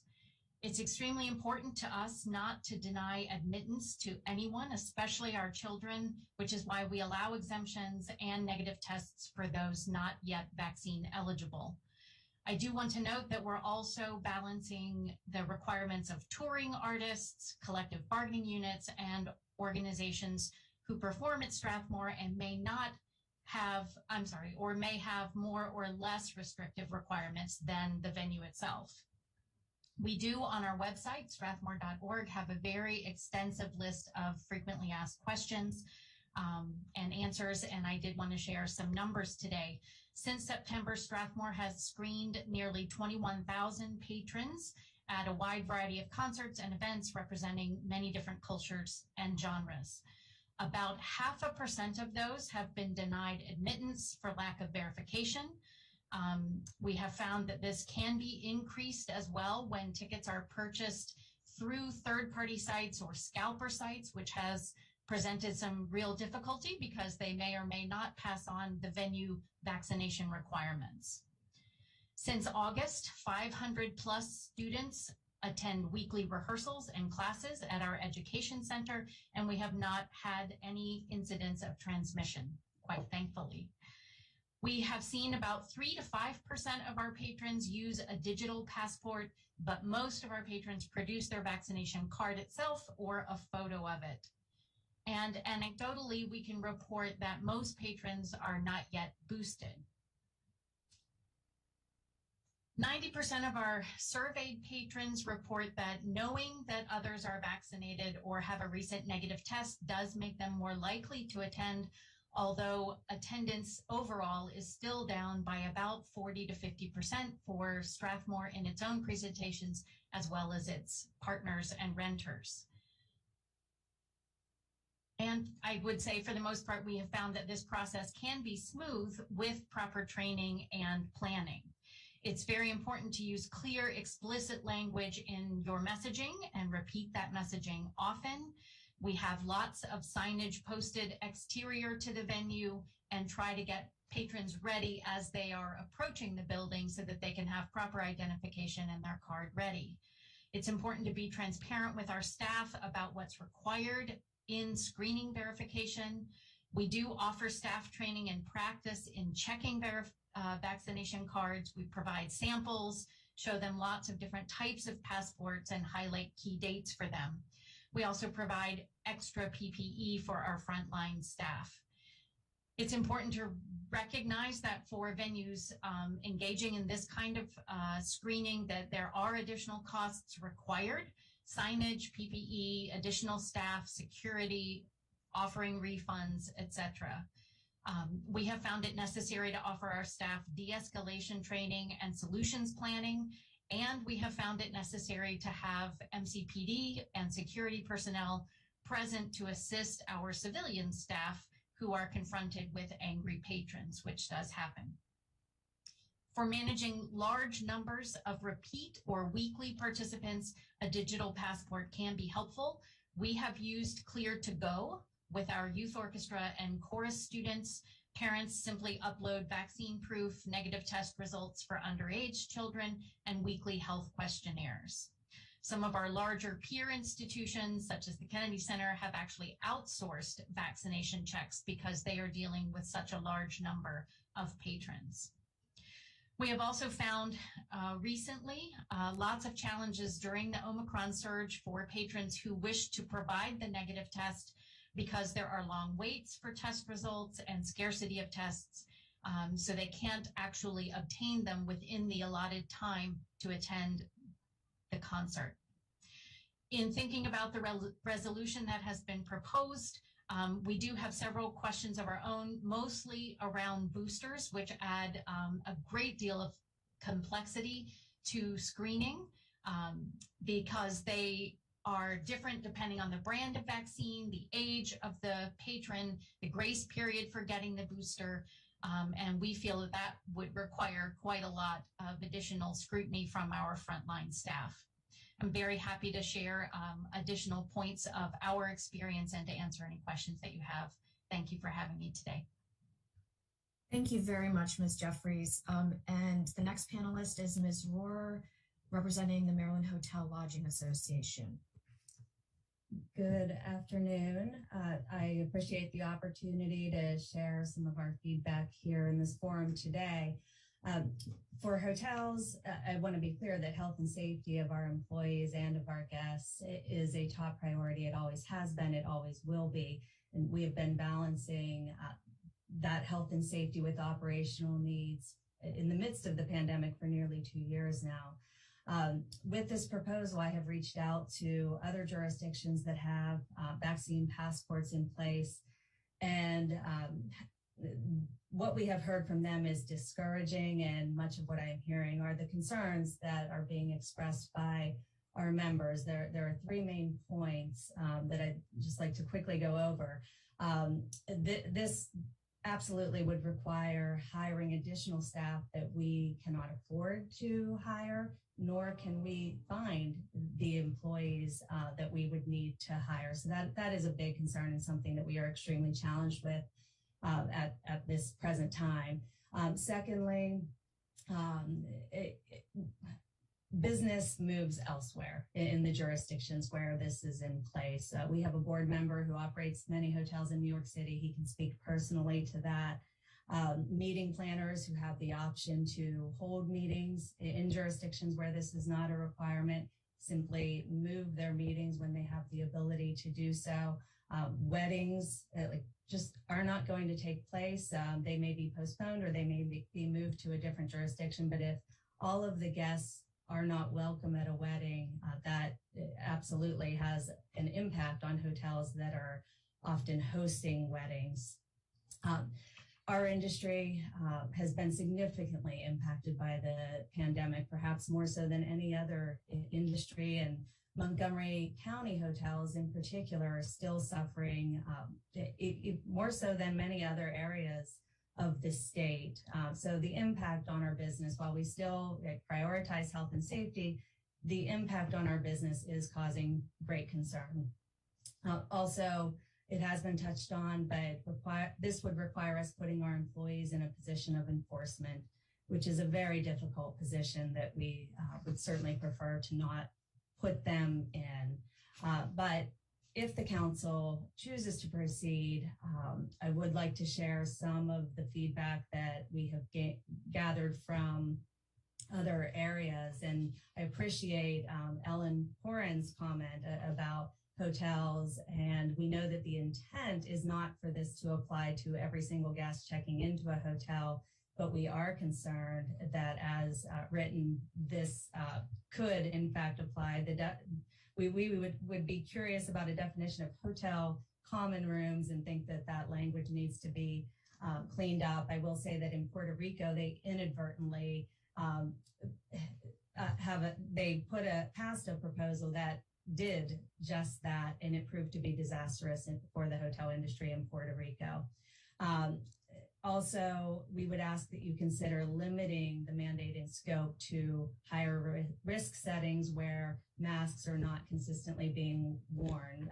For hotels, primarily this would mean when food and beverage is being served. And if you were to consider doing something like that, it would still give some meeting planners flexibility, where they may be able to hold an event that is like a trade show type event where masks are being worn the entire time. There is no food and beverage, and so this requirement would not be in place.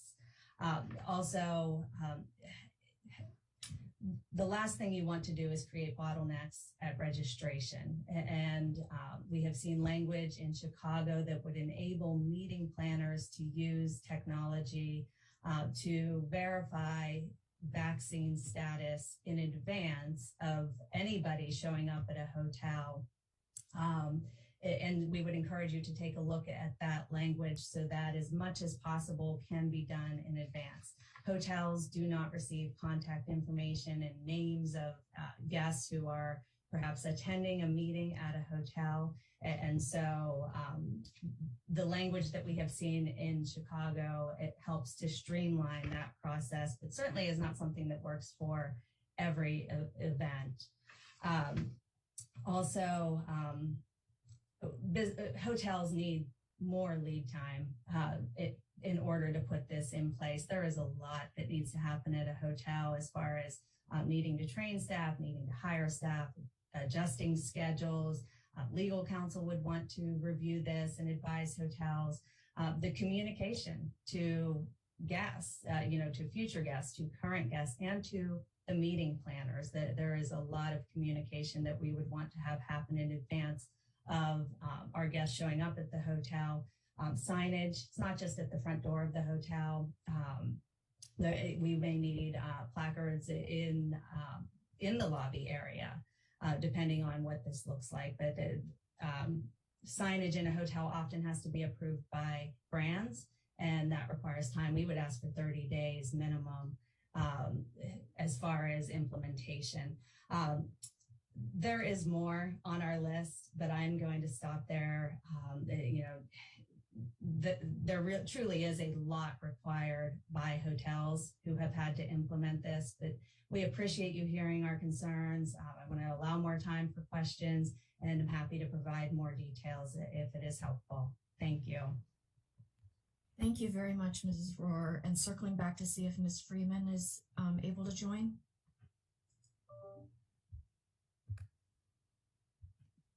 Ms. Freeman? Hello? Can you hear me? Barely, unfortunately.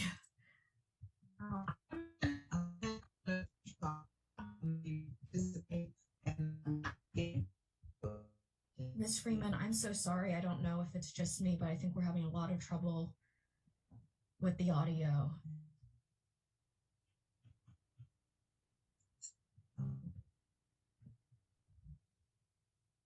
I'm so sorry, Ms. Freeman. I don't know what's going on with the technology, but please stay on. And if you can move on to a different device or a different location with a stronger connection or that isn't experiencing those problems, please stay on and certainly submit your written testimony. And we will follow up with you with any additional questions, but we want to get to the Q&A on the panel.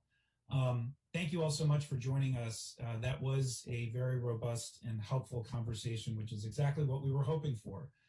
We wanted to proceed with a slightly different approach with regards to this particular public health resolution because it does rise to a different level than previous orders that we have been focused on. And with reams of information from other jurisdictions, it also helps us with this particular conversation. I have two colleagues that have requested to speak.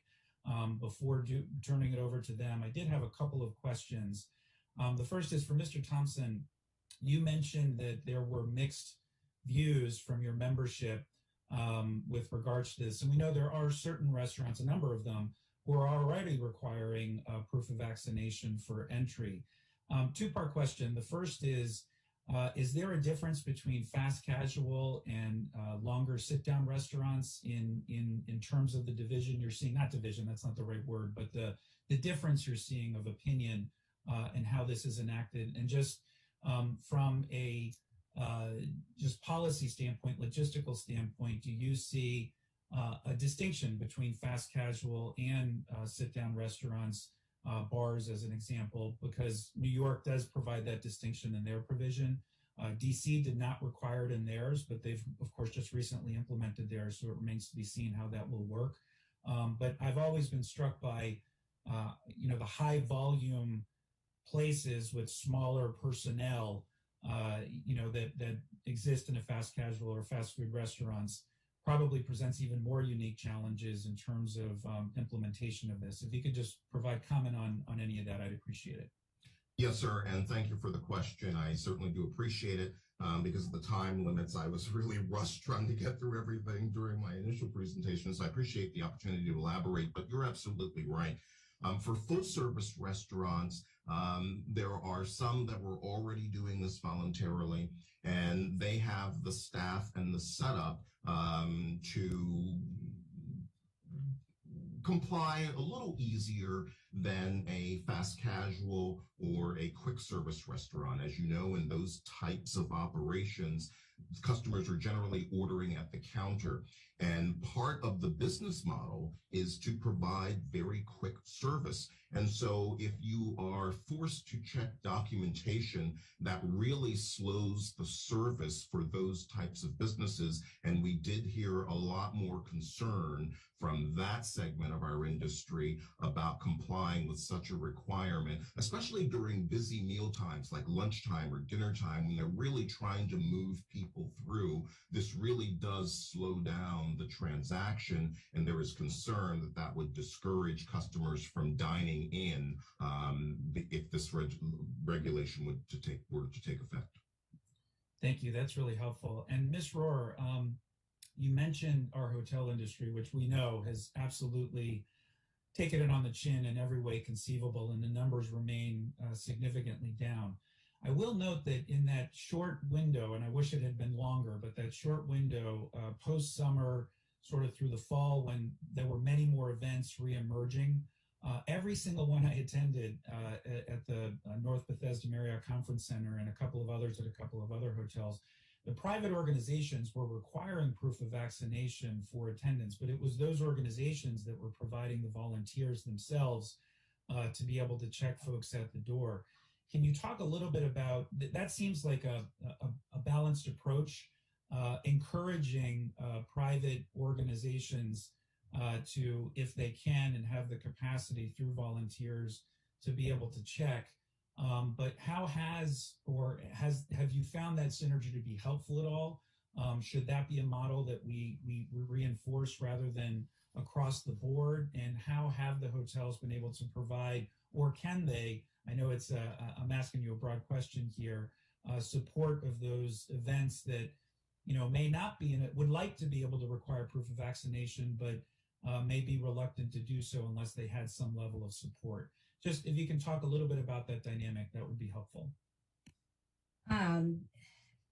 There are so many different types of events that occur at hotels, and it is really important to understand the role of the meeting planner versus the hotel. There are meeting planners that may have a registration process where they can at least be informing their attendees of a requirement for vaccination in advance of the meeting.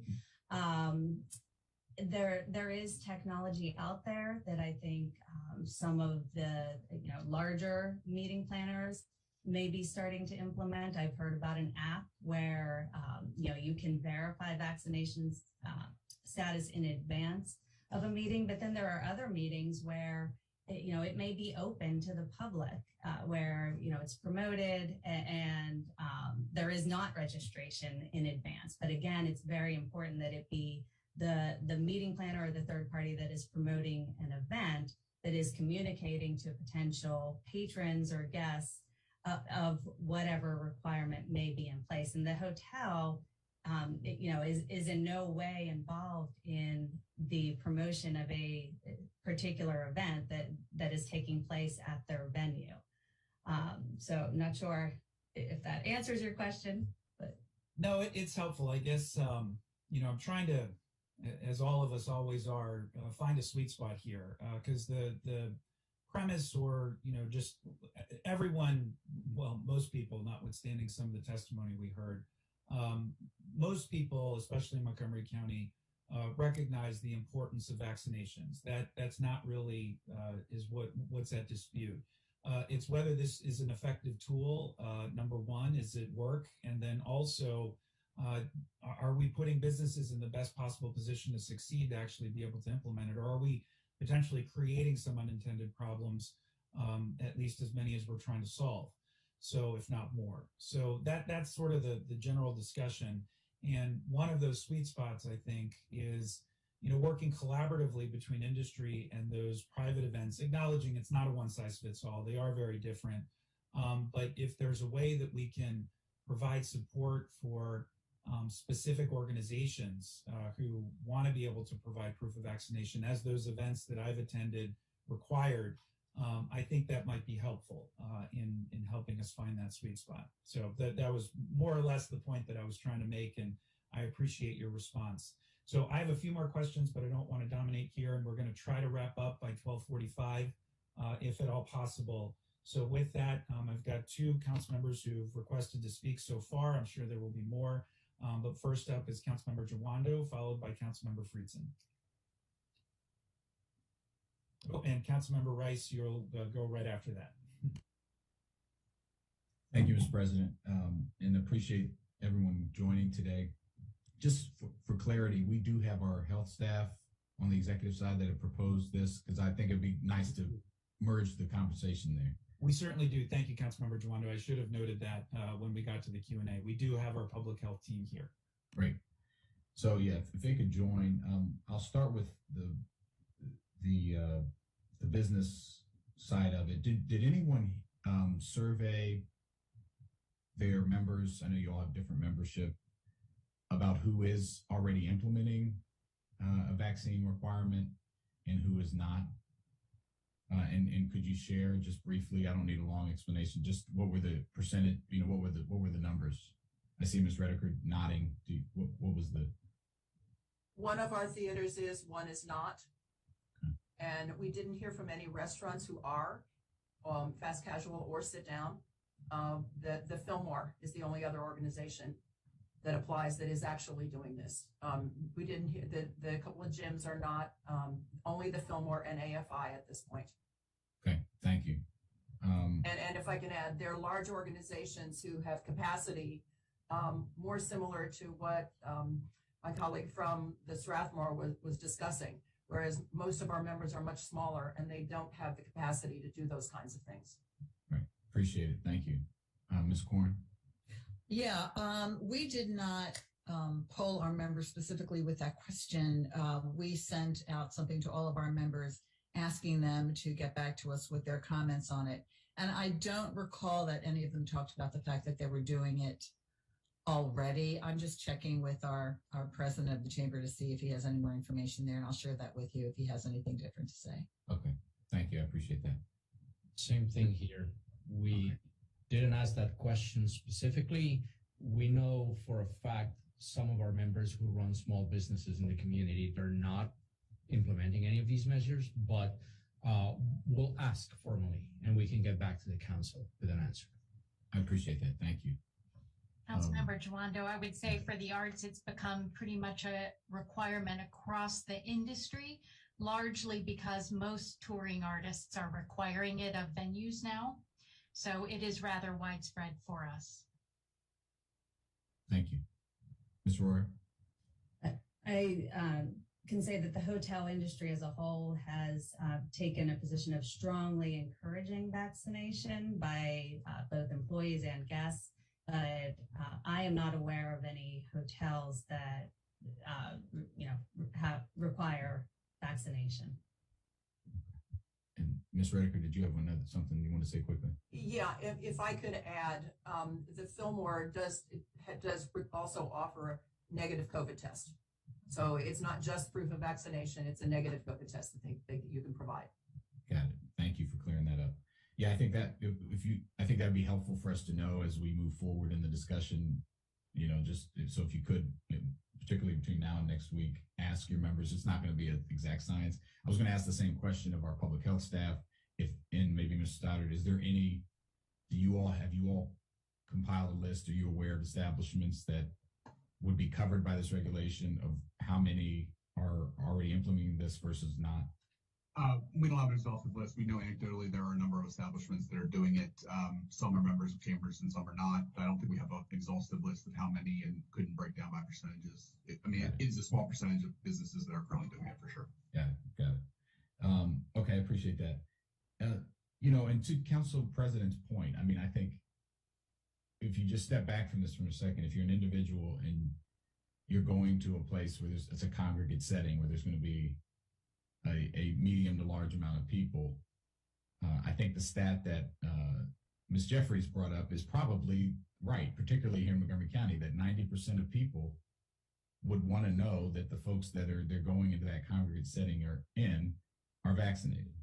Again, knowing that there are breakthrough cases, and that's not a foolproof at this point, and also not vaccinated, masked, if not eating, or as we already have a mask mandate in effect, and that's the policy here and other partners in the region.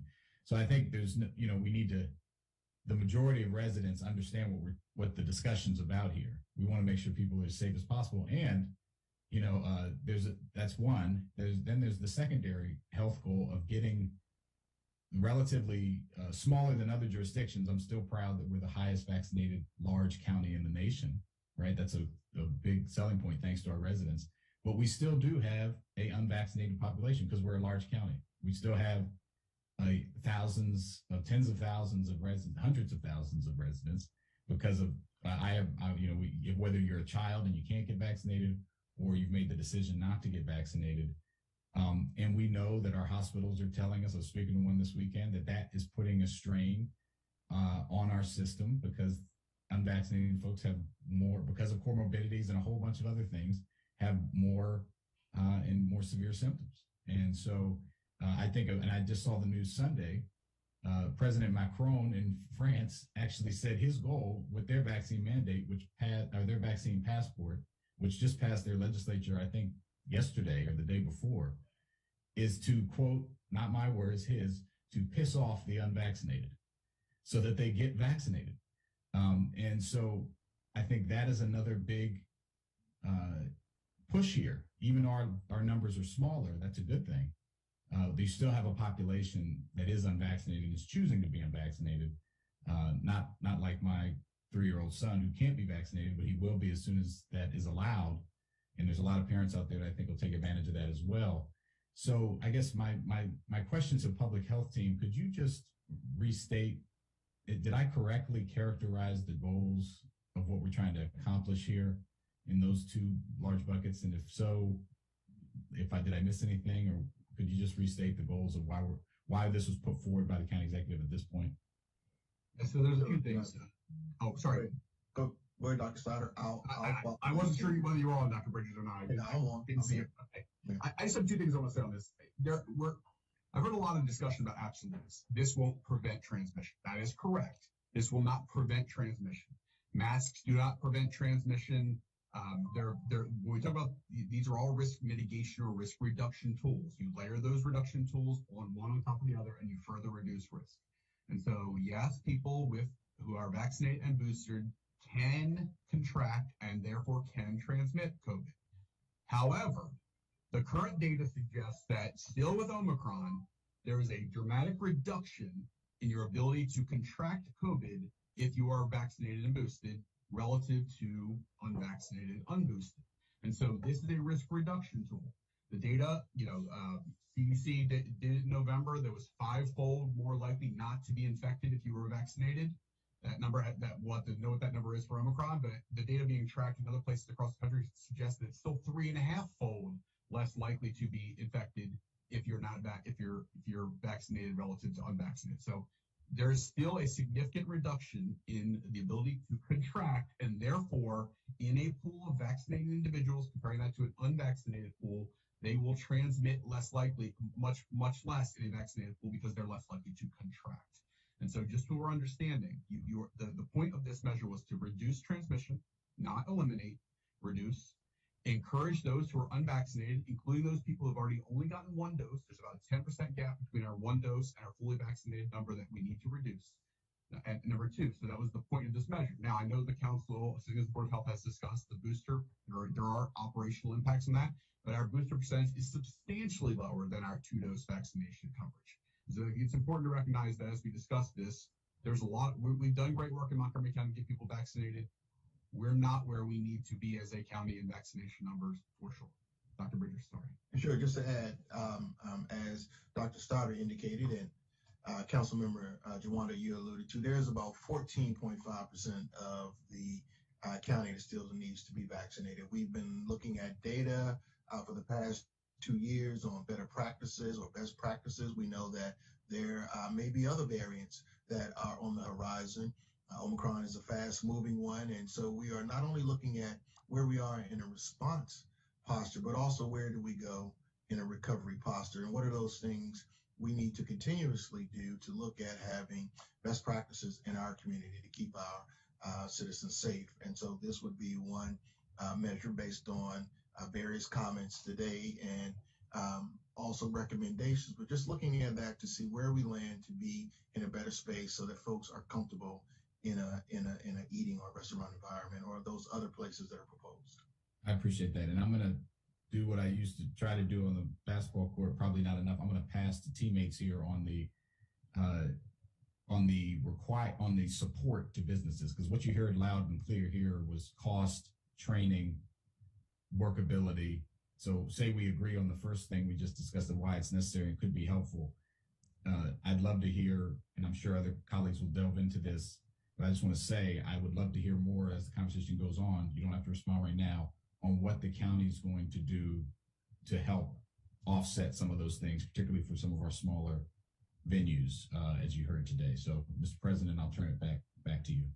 Thank you, Councilmember Rondo. Councilmember Friedson. Thank you. Thanks for this conversation. I'm glad we set it up this way. So thank you, Council President, Council staff for organizing this. Thank you to all the presenters. I think it speaks to the challenge of the proposal that's before us. We're talking about Strathmore and Fillmore and some of the largest venues in the county that predominantly are impacted for large ticketed events and have ticket takers and have systems in place that can be adapted even with costs and training, including de-escalation training and added police, which was noted perhaps required. And then you have fast casual and much smaller venues that would be impacted that obviously have a very different business model. And I think it's challenging to talk about the implementation of this for everybody because it is so different. But I just think that it's important that we have this broad conversation and appreciate that. I did want to hone in a couple of things in terms of the outreach.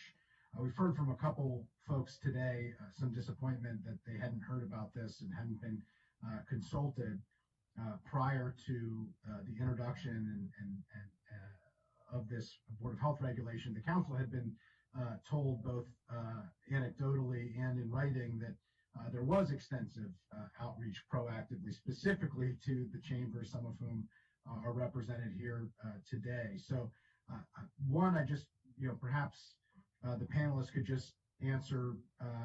There was apparently an August town hall specifically to discuss this. If you could just answer yes or no, whether you were invited and whether or not you participated and whether or not you were involved in a series of meetings and discussions prior to the introduction of this proposal. If we could just quickly go around.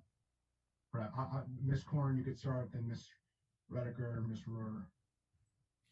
I'm not aware of the town hall, but we were not consulted at all prior to the bill being introduced. Okay. Ms. Redeker? We were not aware of the town hall. We were not invited. And like I said, it was less than 2 weeks ago that I just heard about it. Ms. Rohrer? We were not consulted. The first I heard about this was through the media. Okay. Mr. Vasquez? No, we were not aware of the town hall meeting. Okay. Mr. Thompson?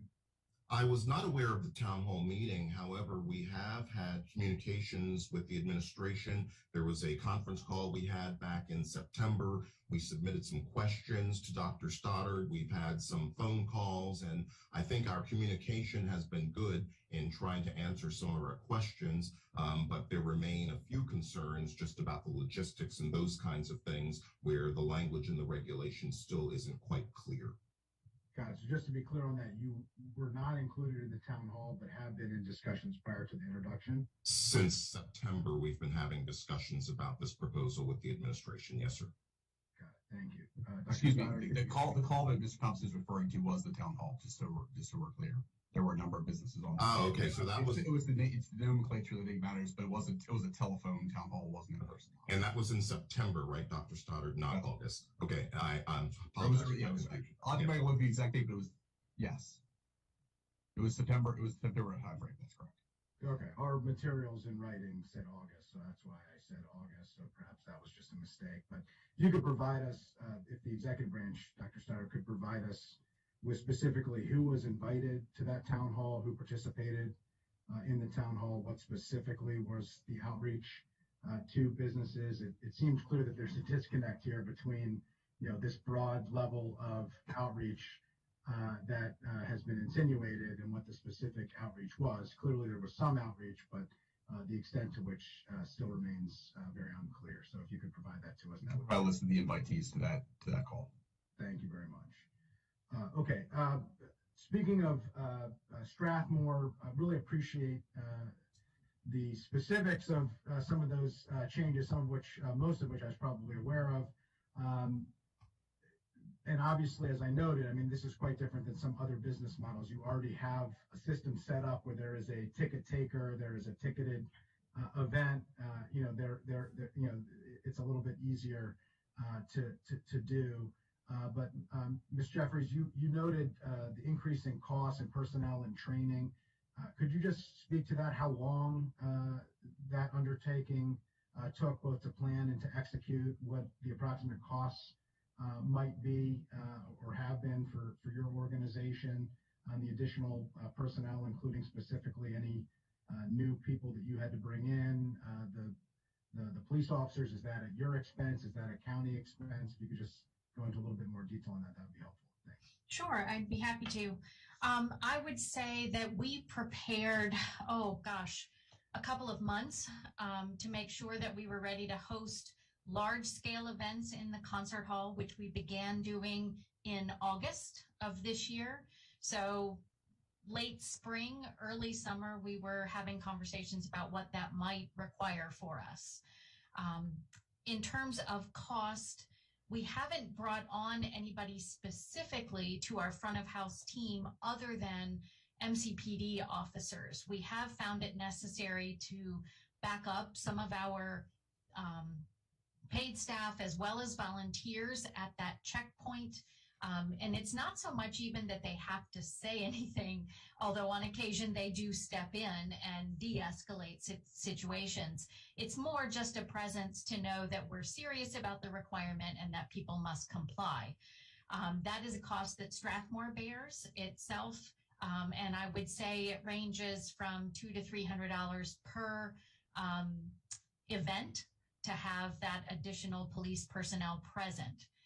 For signage and changes to the website development, probably a few $1,000s to make sure that all of that was built in with extensive explanation and repeat messaging through email, which we have found to be extremely important.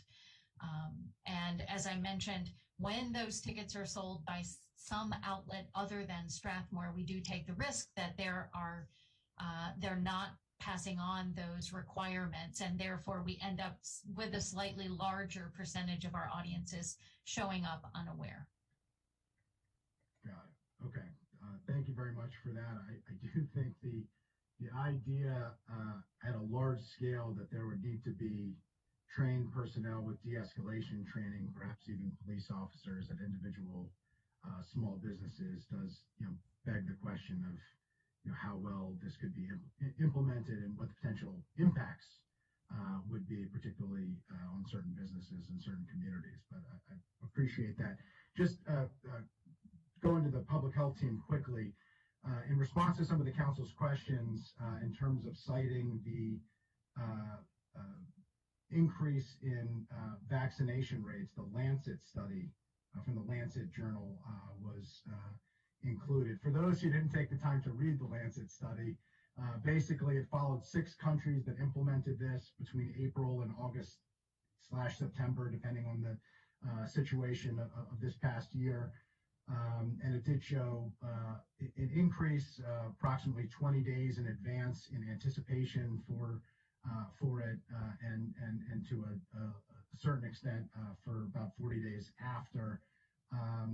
And it mostly focused on large-scale events, at least from my read of it, and large-scale events and younger people, in terms of the most significant impact. In that study, if you read it carefully, it also has a glaring caveat that the findings must be taken in the context of what the existing vaccination rates are in the jurisdiction, the hesitancy, and I can bring up the quote if anybody would want, but it significantly calls into question the applicability broadly of it.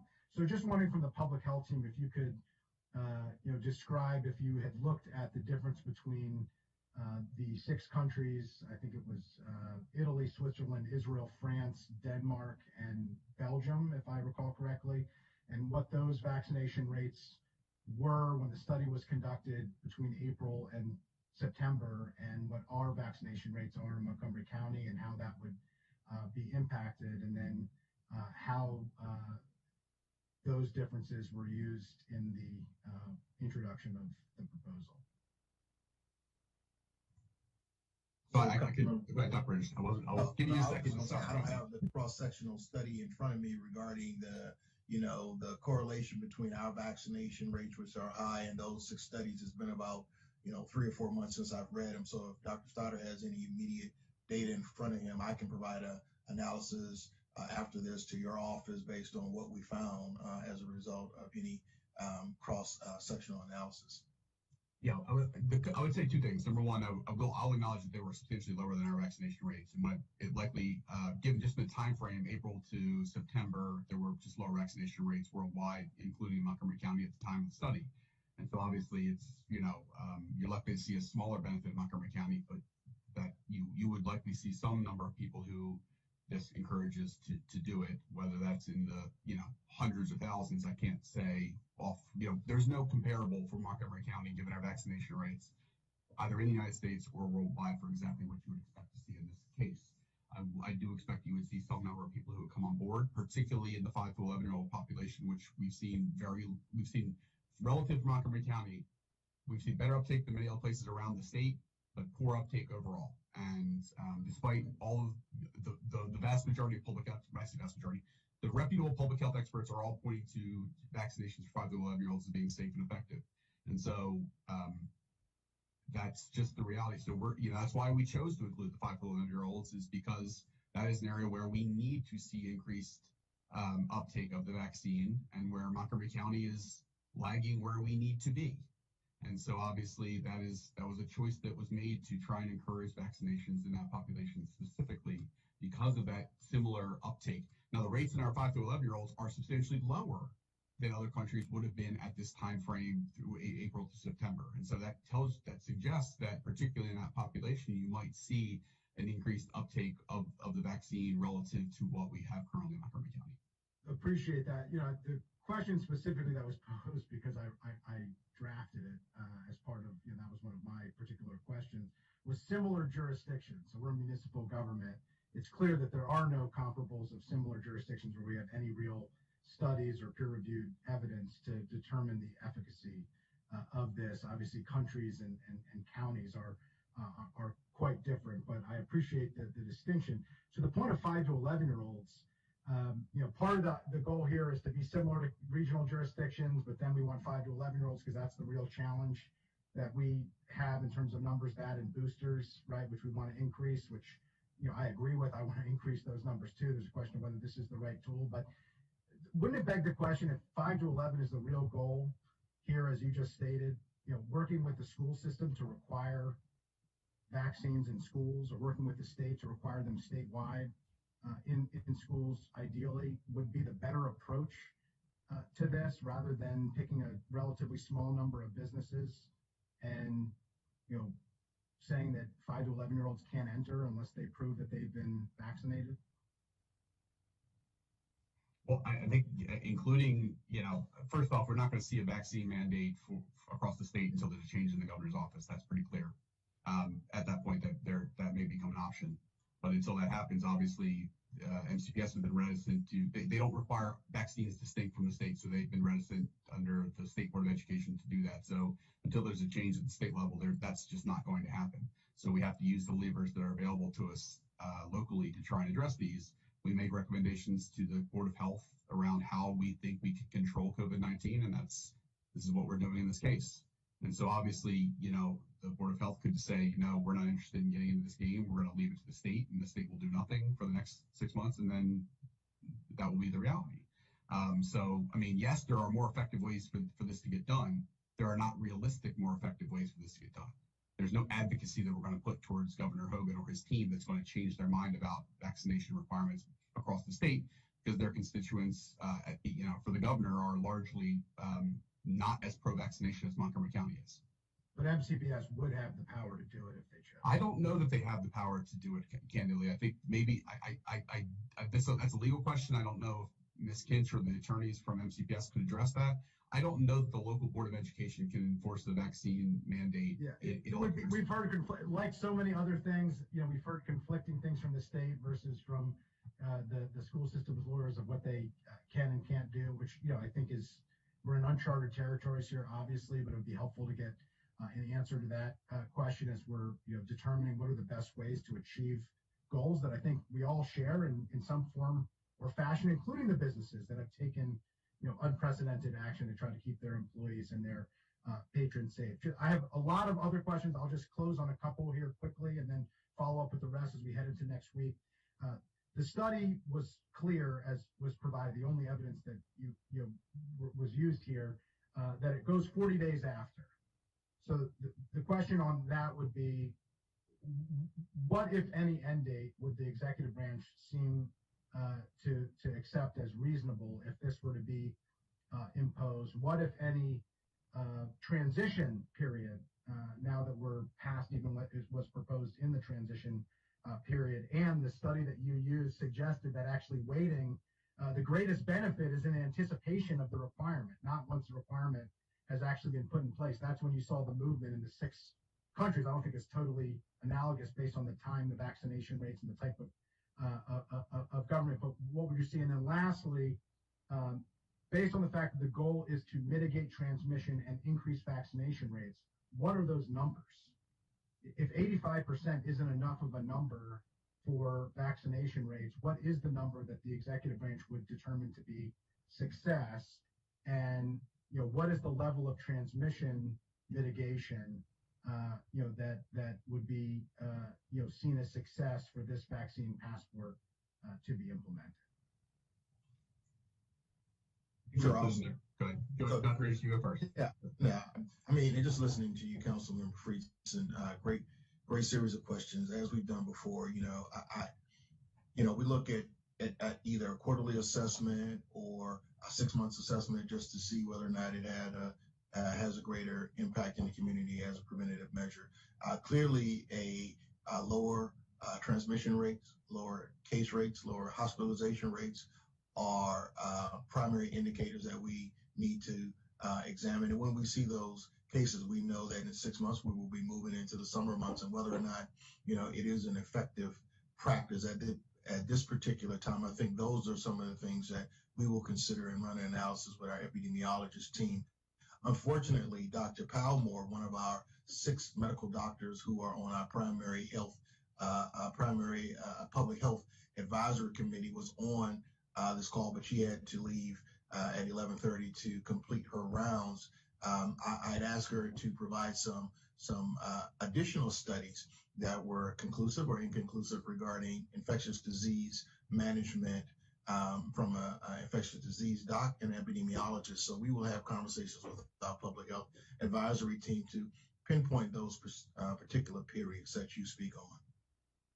Appreciate that. Like I said, I have a lot of follow-up questions. I will reserve those for the interim and for next week. But if we could get before next week specifics on implementation period, on end sunset date, which we clearly heard both of those issues raised by panelists, and what the executive branch and public health team would see as acceptable on those. And then specifically, what are the metrics that we are going to base ourselves on? What is the vaccination number that we're trying to get to?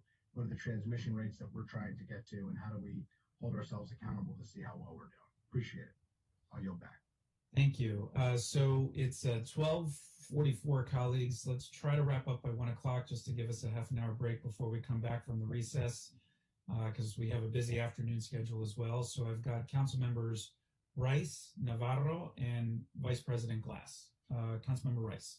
Thank you very much. I'm going to try and be quick. So since Councilmember Friedson started quoting studies, I decided to pull up a couple of mine as well, including the UCLA study. And I attributed this to why it is that we're doing this. Because I want folks to understand that for those who are encouraging people to continue to get vaccinated, something that I talked a lot about during our previous meeting, it is because the vaccinated shed the virus at less levels than unvaccinated. UCLA's study was very clear of workers who were vaccinated and who shed and had viral loads that were significantly less than their coworkers who were unvaccinated. And so that's the reason why. So let's just be very clear about that it's not just some sort of convenience or some sort of mindset, but those who feel as though they have natural immunities or all those kinds of things, that's all fine and good. But the reality is the science is the science. And it says that vaccinated individuals spread the virus at less levels than those that are unvaccinated, period. So that's why people also want to be around people who are vaccinated, because it reduces the risk. It reduces the mitigation. Now, all that being said, that's just the reason why we're trying to encourage people to get vaccinated. The question is whether or not this makes sense.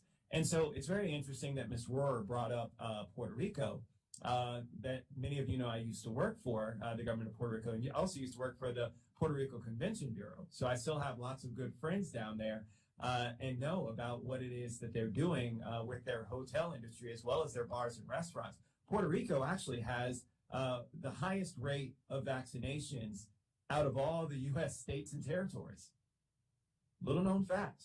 Just thought I'd share that with you guys because they instituted this and it actually seems to be working. Now, again, a lot of it is because people who want to visit have to then be vaccinated or have that negative test. You can also do a negative test there in Puerto Rico, but it is something where, again, you see a country that is based on and dependent upon tourism. I know, I used to work for them, and it's a huge part of their industry, but is one in which they really firmly believe in. And it's interesting that they went even farther to say that for them, it's beyond political ideology. For them, it's something that just makes sense in that they can market their region as a place that is safe for individuals to go to. And so I just put that out there because, again, I've heard all the other arguments and I certainly understand the efficacy, all the challenges that are associated, but there is a market for saying we're a safe place to be and you should feel comfortable coming into our bars and restaurants and theater and arts and entertainment venues because we've taken extra steps. Just not pitching for the passport, just saying that that's one of the things that folks have seen. And so my question is for Ms. Jeffries, because I really want to applaud, and I think that, you know, she said a lot when it came to our arts and entertainment venues pretty much across this country. I mean, my daughter went to the Jingle Ball, and one of the reasons why we let her go to the iHeartRadio Jingle Ball is because they had vaccine passport requirement and requirement of masks. And so it was they were very vigilant about what it was that they needed to do. So what are you seeing in terms of your numbers, in terms of reductions, increases, or staying the same since you've instituted the passport that have affected your bottom line? Thank you, Councilmember Rice. I'm not sure I have the exact data that you're asking for because we didn't measure prior to the implementation of our requirement, although we did survey and ask people to self-report their vaccination status. And for our surveyed patrons, a sample equaling probably around 1,000 people, it was 99% report being self-reported being vaccinated. So I think we start with a rather high level of vaccination already. But as I shared in our repeated surveys, and we have gone back to our patrons a few times since implementing that requirement, they do say that having the requirement makes them feel more confident in coming to concerts. And we have had a very wide variety of kinds of concerts, genres. However, our sales are probably anywhere from 40 to 50% soft, and that is by far what's reported across the industry. I don't think that is limited to just Montgomery County. People are still hesitant to be in large crowds. We understand that. We've made a lot of other improvements and mitigation efforts to try to make the air safer, providing a lot more additional space in our rehearsals for students. And as I mentioned, the digital passport for students is working very well. And we've seen that because they come repeatedly. They're here every week, whereas our concert audiences, by and large, are just presenting their cards, not using digital passports. But overall, I think people are feeling comfortable with their experience here. And to our knowledge, we are not seeing any reports of transmission in large amounts. Well, thank you very much for that. And Mr. President, I'm going to turn back to you in the interest of time. I have a ton of other questions, but I just want to close with a comment. Being the chair of the Education and Culture Committee, and it was brought up by Councilmember Friedson, so let me just try and close that door a little bit if I can. Look, denying a child access to a movie theater or to a fast food restaurant is very different from denying them access to a school building to be able to access their education. So we are not talking about apples and apples here in terms of comparisons of what we think we're going to do to restrict people from accessing in-person education, understanding all the challenges that we've had over this past 2 years in keeping our kids in school. So we're trying to do everything we can to do that. I do understand that it seems to be counterintuitive to in one instance say one, in one instance the other, but we do know that the tremendous impacts that not being in the classroom has had on our kids is tantamount, and so we need to lead with that effort. I do understand that it's great for families to be able to get out, to enjoy, to do all the social things that are important, as well as families, the things that, you know, my family loves to do here in this county. But again, I do not equate them the same, and certainly one in which I hold education to a very high standard in terms of if we are saying that we are going to not allow kids to enter into our classrooms because they are not vaccinated is very different than allowing a child or not allowing a child to enter into McDonald's or Roy Rogers. So thank you. Back to you, Mr. President. Thank you. We've got Councilmember Navarro, followed by Vice President Glass, who will have the final word. Councilmember Navarro. Thank you so much. I know the time is getting close here. Two quick things. Number one, did the administration, did the executive have any particular proposals to assist in terms of technical assistance or funding, assist the businesses that are going to be impacted when he proposed this particular regulation? That's number one. And then number two, given that we have such a high vaccination rate in our county, were there alternative measures discussed to achieve the goal that was, that did not rise up to the level of an actual vaccine passport? And by the way, thank you to all the stakeholders who are here. I know you guys are doing extraordinary work, so I appreciate you being here. But just these two quick questions for the administration. Yeah, so we've discussed a few things on the technical assistance side. Mostly notably, we were thinking about, we've already begun preparing graphics. I mean, not knowing if the council, cities, board of health was going to pass or not, but we want to make sure we had, in case they did, graphics and like window clings and the signage and all those things we got to help provide, as well as we've begun working on, the base of guidance to help businesses understanding that would go towards a training development. But obviously the specifics of what goes into the program as the Board of Health enacts or doesn't would obviously heavily influence that training. Now, as far as assistance in terms of finance, we've discussed that. We have not knowing again how far this would expand to which businesses the Board of Health would ultimately apply it to. Obviously, it's been difficult to pre-plan on something where we don't have great definition all the way of who would it apply to and who wouldn't. Obviously, if you remove fast casual, for example, that changes the dynamic of a support program. But it's something we have discussed, and I think we would be prepared to entertain. Just we need to, understand exactly, have some conversations with the council settings, Board of Health, to figure out exactly what the scope of that would be. But I think there is a willingness to support on that side, but we just need to have a little bit more fine detail before we can say what that would look like. And the second part of your question, I'm sorry. Second part was, given the fact that we're in a county that has a very high vaccination rate, were there alternative measures that you discussed that did not necessarily, had to consider something like a vaccine passport? Yeah, so I think, we've been looking at, basically we've allowed a level of transmission that, earlier in the pandemic, I think we all have been uncomfortable with seeing these case totals in the 2,000, 3,000, 4,000 level.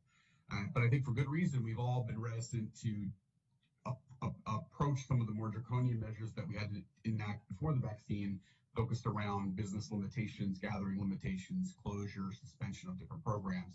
And so while we did not want to go down that road. And so really you see the test distribution program that we've really enacted, because we think that's having an effect already.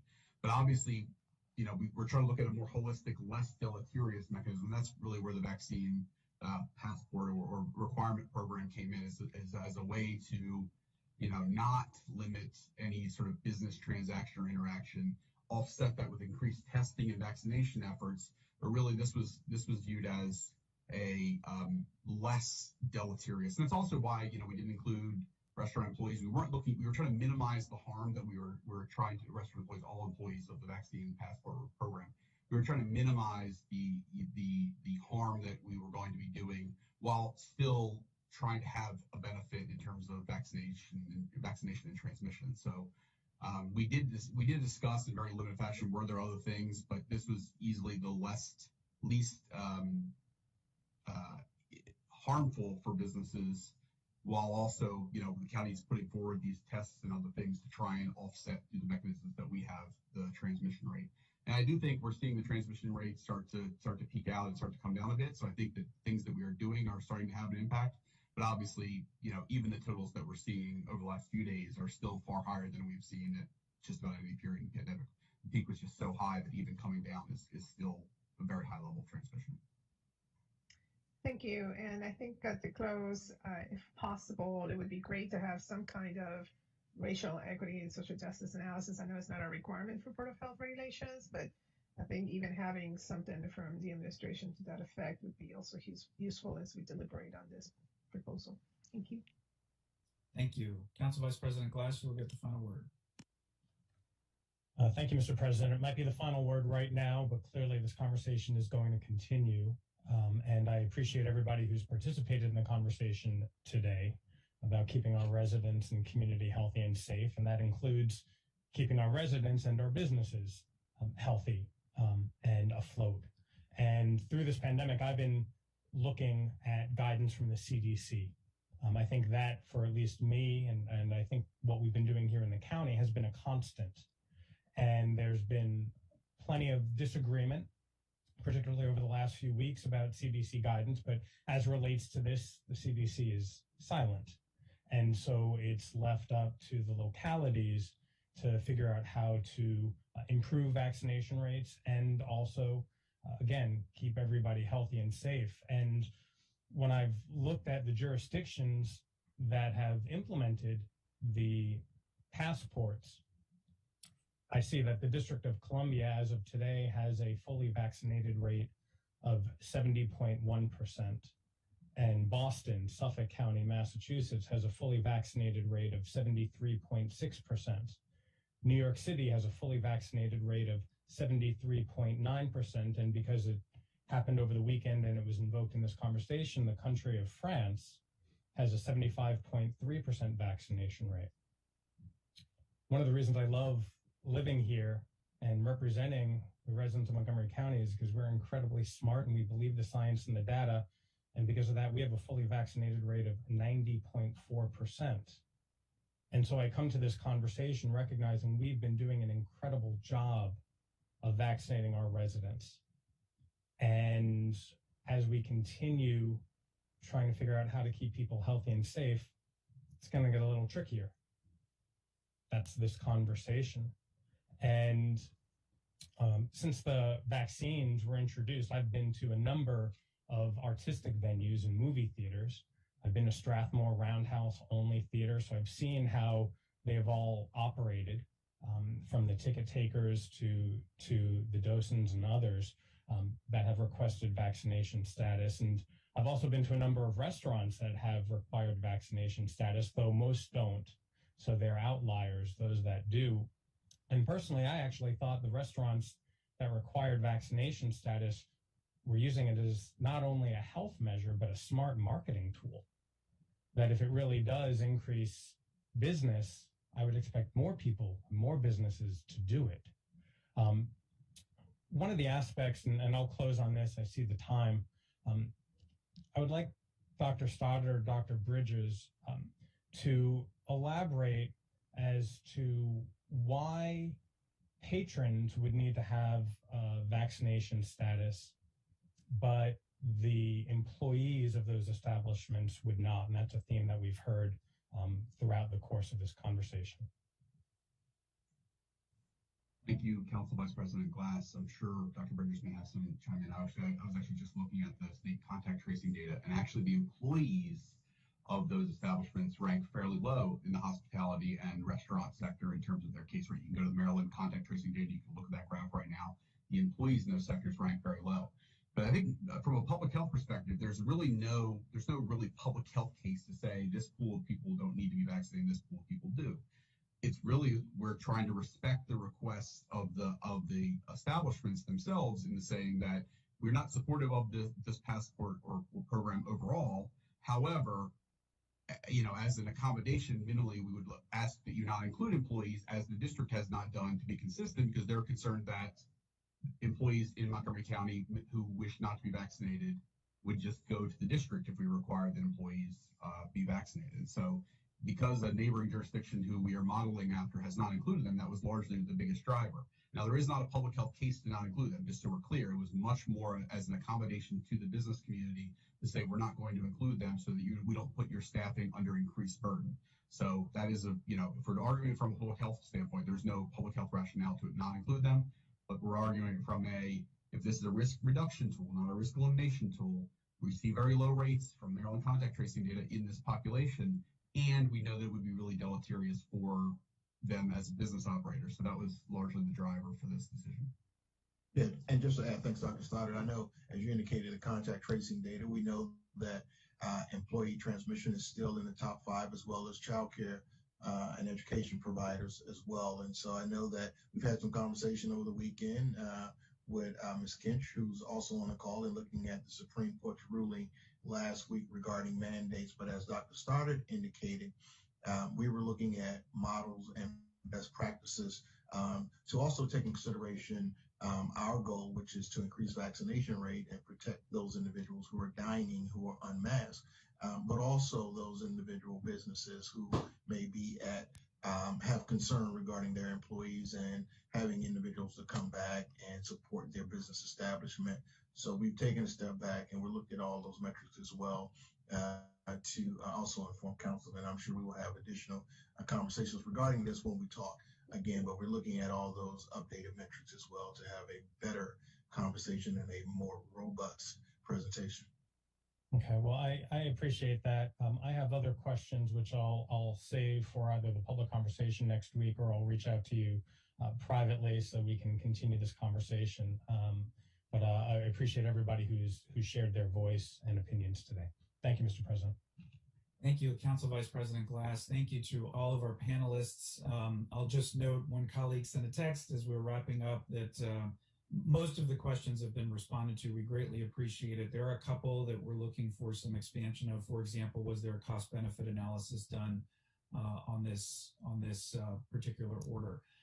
So I'll just note that we will have another public hearing next Tuesday. We will have another discussion with our colleagues from the executive branch. We will follow up with colleagues to determine how many more questions you all may have that have or have not been answered, and that will dictate whether we are prepared to vote on this next Tuesday or not.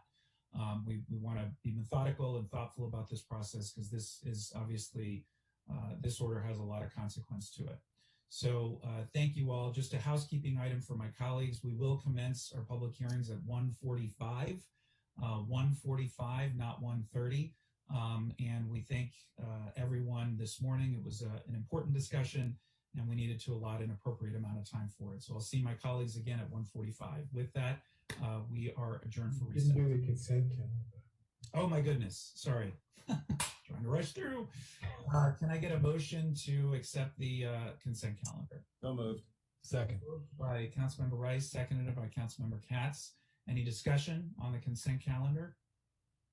No discussion. All those in favor of the consent calendar, please raise your hands. And that is Aye. I'm here. Aye. That is unanimous among all of us. Thank you all so much. So with that, we are adjourned for recess, and we'll be back at 1:45. Thanks.